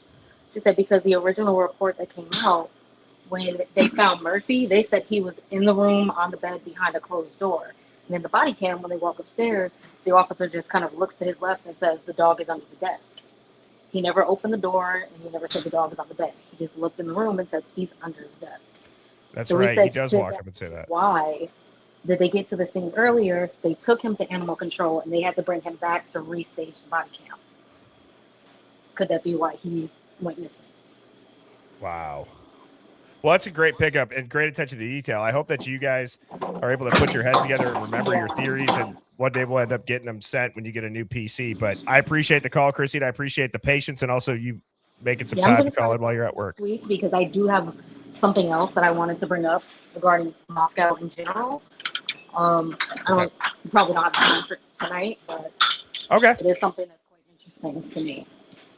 Okay. Well, I will look forward to your call then on Friday. I hope you have a great weekend and a great rest of your night at work. All right, you too. Cheers. Bye. I love the commitment, and I know I got some super chats. I'll be going through that. So we got Detective Bowery here. Let's hear what the fake Detective Bowery, because every time that I bring you out up, Detective Bowery, people think, no way, that's the real Detective Bowery. You didn't change I'm your real. username, though. You didn't change your username, bro. Yes, I did. I see Detective Bowery with an exclamation Yeah, mark. I changed it back because I promise. Ask UFO dog. UFO dog, is that true? Ask her about. I did it like the week that you had your throat problem or whatever. My voice is going out. Crybaby. Well, it does suck. And every time that I listen to the replays, I'm like, I can just tell it sounds scratchy. Yeah. Anyways, what do you got for us tonight? Dude, my head hurts listening to all that bullshit. Honestly, I feel like a sneeze stuck in a thick bitch. So. Jesus Christ. Yeah, come on. There's way too much shit. Too much. And he's never got y'all guys. You're not gonna see him in a trial until the hairs on your balls are white and gray, my friend. I'm sorry. The appellate process is gonna be long and tedious.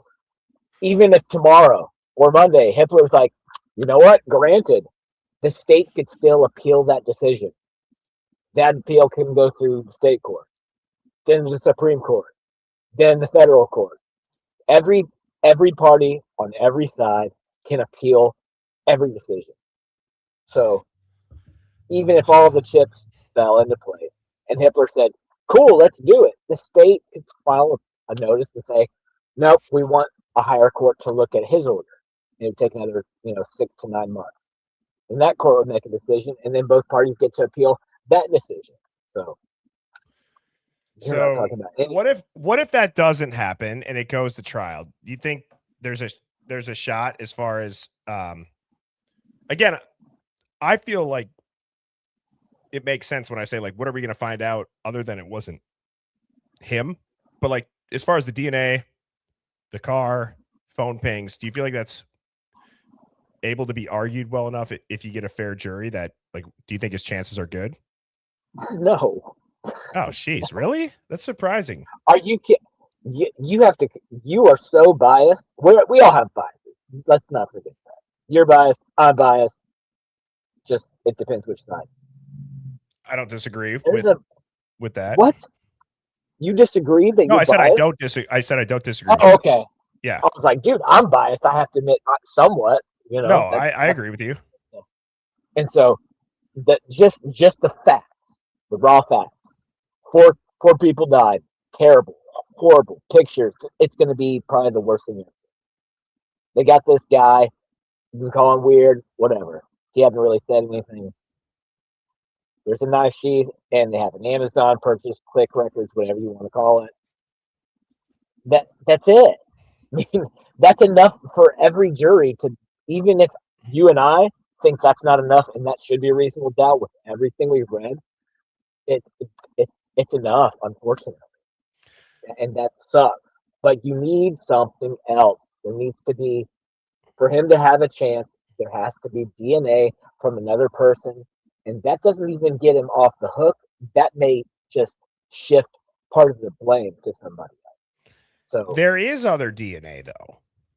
Well, knowing whose is what I'm saying. Right, well, of course, knowing whose. I mean, I would be curious if the unknown, if I don't like, how weird would that be in trial if that doesn't become public? They may have not tested it on purpose. Yeah, that'd be crazy. I have no reason, but without a person's name attached to that DNA to shift part of the blame to somebody else, like he's cooked. Like you have to have another plausible reason and explain away a lot of stuff. Well, I don't think that people would disagree with that. I mean, chat or Hive, let me know, like, do you guys think that if they don't attach a name to unknown male B from a jury's perspective, I don't disagree with Detective Mowry on that. Like they need to put a name to it for sure. Yes.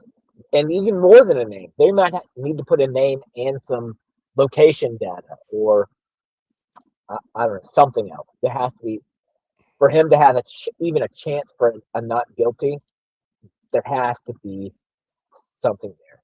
And the second person, hey, I've always thought from the beginning that Kohberger was probably part of it as a student and trying to do some research and met a creepy dude. They compared sheets on the back roads and,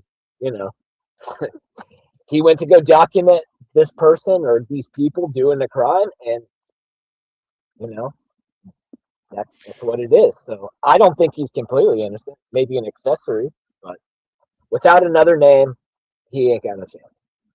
Well, I appreciate that you sit in here with a different opinion and you call in and you speak your mind. And I'm not even trying to be corny. I know you're going to probably come up with something like, oh, look at Birdie's being a fruitcake. I already know, but I appreciate it. And I think it's good. So I got ahead of that one. Hopefully.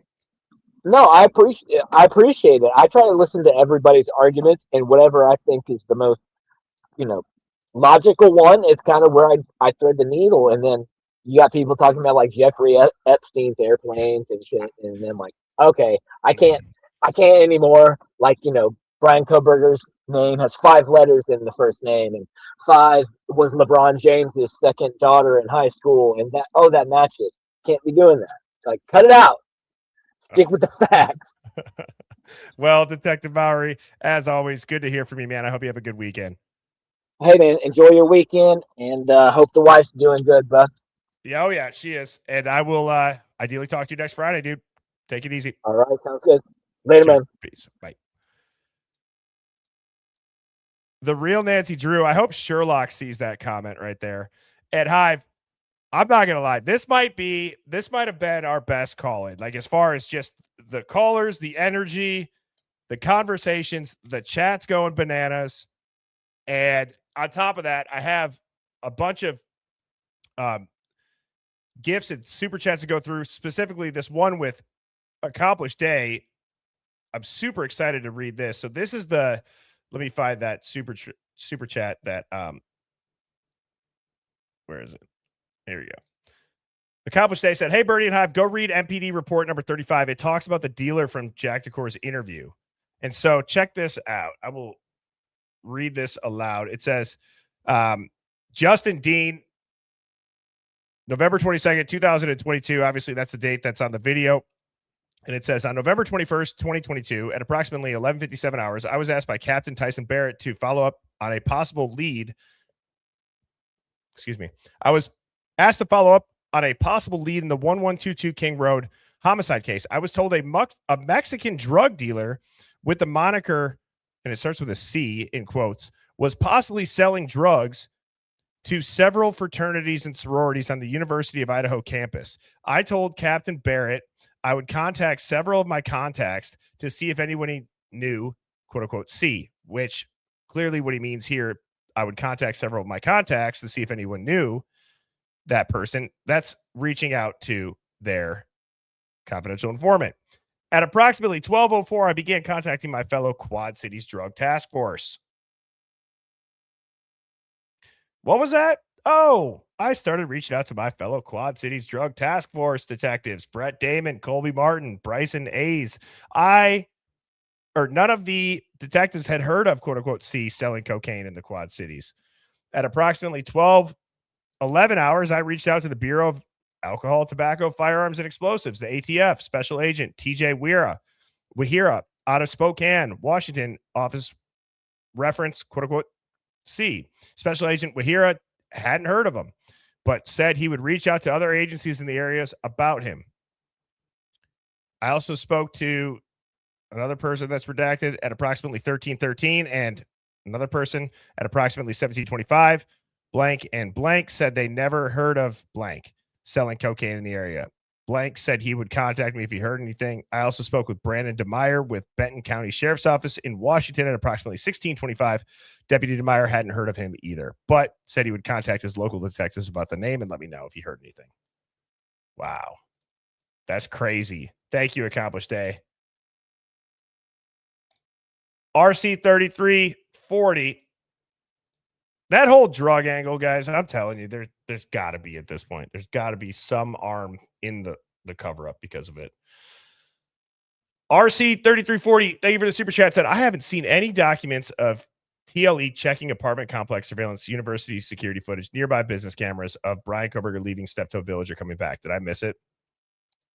It's another one of those things that just seems flat on its face easy that they would be able to have. But as we know, the campus Wi-Fi or their security system went down, or there was an update, even though it's on a Sunday.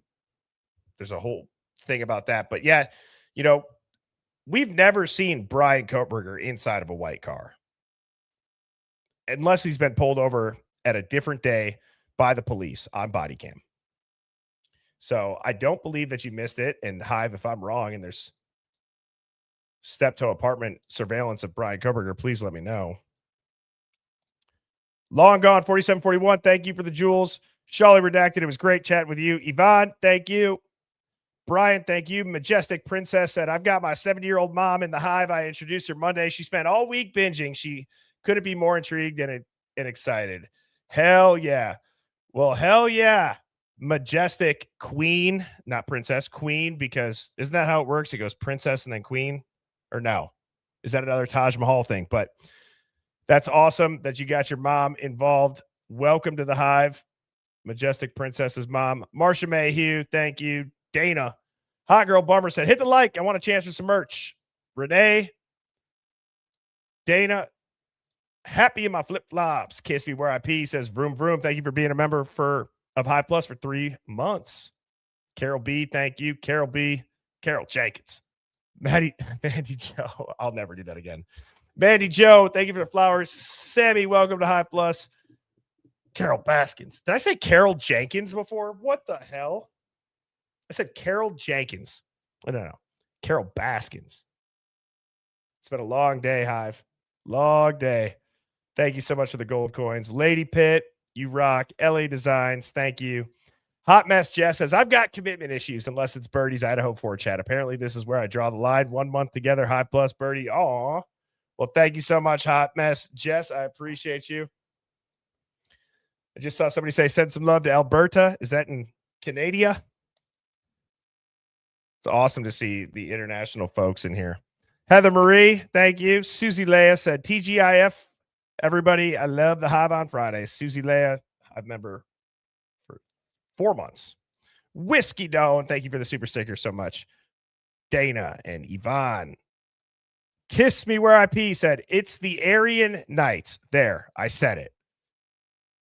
You're holding that one in, huh? Kiss Me Where I Pee. Well, thank you so much for the big super chat. You rock. And that theory is certainly not unpopular by any means. And it's always funny. I appreciate your comments, Kiss Me Where I Pee. They do make me laugh. Sometimes even in the replay, if I missed one, I'm like, how did I miss that one? That would have been gold.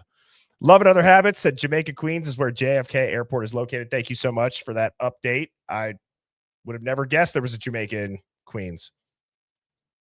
My geography is pretty below normal, isn't it?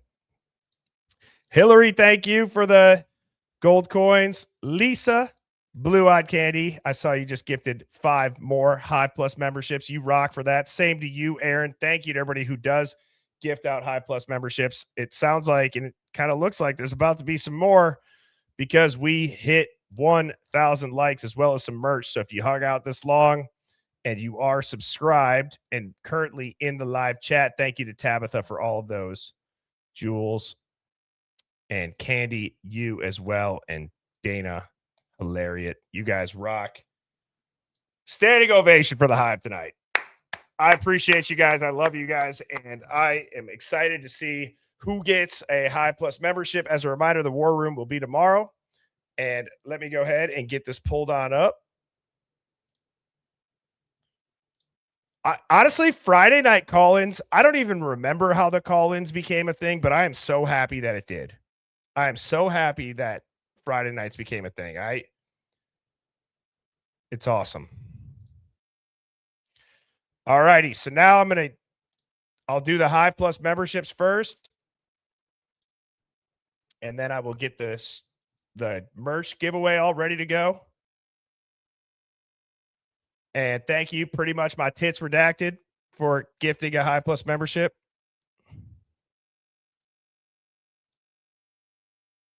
All righty. Let's see who all gets one. There we go.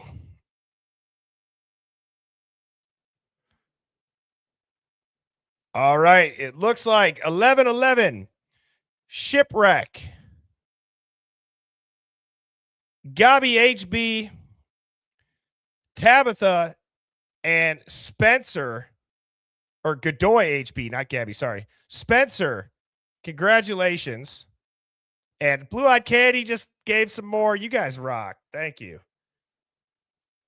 Mike DeSpit came in with a super chat and said, think Turvy, Cy, and Ann are all playing chess together with all the shit coming out. Cy's trying to get more Datato prove innocence by playing sides. Data. Datato. Datato. You got to be shitting me. Did I just say Datato? No, Data 2. Oh, that's awesome, Mike DeSpit. And that's kind of what I was getting at. It feels like it's so obvious that it's the opposite, that it's like it definitely makes your ears perk up and people are paying attention to it. It feels like there's a campaign to get eyes back on this case. If you want to look through that lens. A Datato. Thank you, formerly known as Beck and Blue Eyed Candy again. And Grammy Tammy says, love you and Mrs. Birdie and the wonderful mods. Well, Grammy Tammy, I appreciate it. I've seen you in the comments, ride or die for the Hive, and I appreciate you very much so. I got to get a shirt that says like Grammy Tammy with brass knuckles underneath it. I appreciate you, Grammy Tammy. Blue Eyed Candy gifted out 5 more memberships. Jesus, is that like 15 or 20 tonight? Moonlight Reyes giving out some jewels. And let me go ahead and get the merch tool up and ready to go.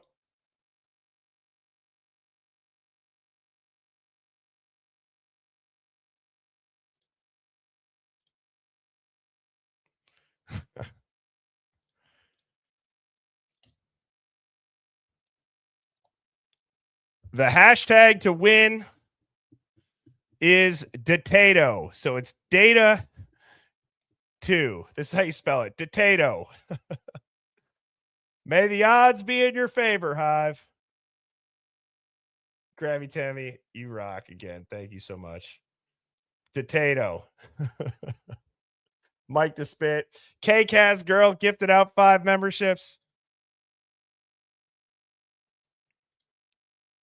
You got to put hashtag Datato. It's got to be a hashtag. It's not case sensitive. You just got to spell it right. Hashtag Datato. That is hilarious. While you guys are doing that, I'll give that a little bit for some people to catch up in the stream. Blue Eyed Candy, Jesus H. You get the Stress Titty and the GOAT Award. I don't know if that combo's ever been done, Blue Eyed Candy, but thank you so much. You rock. That's absolutely awesome. Guys, and a couple quick updates. Again, as I'm letting some people have a chance to catch up and type out hashtag Datato. So tomorrow is the War Room at 11 a.m. Central. Anybody can watch that, but if you're a Hive Plus member, you can chat as normal. And then whenever that stream's done, people can still comment as normal. So everybody can watch. And then next week, super exciting. I'll have a new studio. Hopefully everything goes smoothly with the setup. I got somebody coming over on Sunday to help me get all the lights and the mic put up. And I'm very excited because I'll be able to hang the Hive art that I've been sent over the last few months. But it kind of feels weird. It kind of feels like there's like an end of a chapter to this room. Because if you've been with me since TikTok, like everything started in this room, and it's kind of bittersweet in a way. I would just be on the front camera on my phone, no mic, no PC, no YouTube. And so to everybody that has been here since those days, thank you.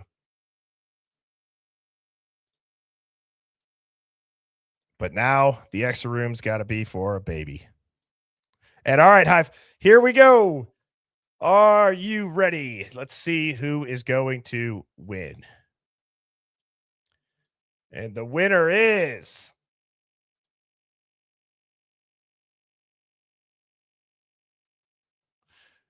Danny S 9144 or Denise 9144. Congratulations to Danny S / Denise. I hope that I'm saying that right, but that is awesome.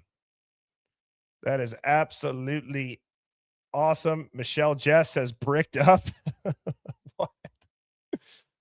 I'm going crazy.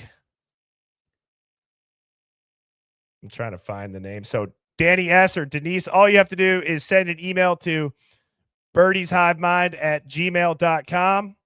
Again, it's birdieshivemind@gmail.com, and we will get you hooked up with a link, and it'll be very easy for you to go pick out any piece of merch that you want. And if you are a Hive Plus member, don't worry. I will be doing another giveaway tomorrow. That's also something that I do every War Room. We do this exact same thing in the War Room. So, Hive, I hope you all have a fantastic rest of your night. Chaos and Christina says, do you wish? Oh, Jesus Christ. Do you wash potatoes in the kitchen shower? Asking for a friend. Yep. That is, I deserve that. Blue-Eyed Candy gifted out 5 more. Holy hell. What is happening tonight? You guys are incredible. And I just saw pretty much my tits redacted says, you and Lana need to find that crushed 2013 silver Elantra and uncrush it and see what's in that car. Seriously. Love the Hive and Birdie fam. Yeah, I agree. We need like an uncruncher if that's even a thing. I do know what a Rolodex is. I had a very old school first manager. To this day, whenever I have somebody that works with me for my day job and they have to ride along with me in the field, I have a folder with an itinerary with any notes that they need for the day to be dangerous, bottle of water, a hanger for their jacket, and I will take my car through a car wash even if it's raining before I pick them up. And I felt like if I didn't do that with my first boss, I would get fired. But as annoying as that was, I feel like it's instilled in me now. But yes, I do know what a Rolodex is because of him. Anyways, Hive, you guys rock. Have an awesome night. Great call in this Friday. I will see you all tomorrow at 11 a.m. Central for the War Room. See you then. Cheers.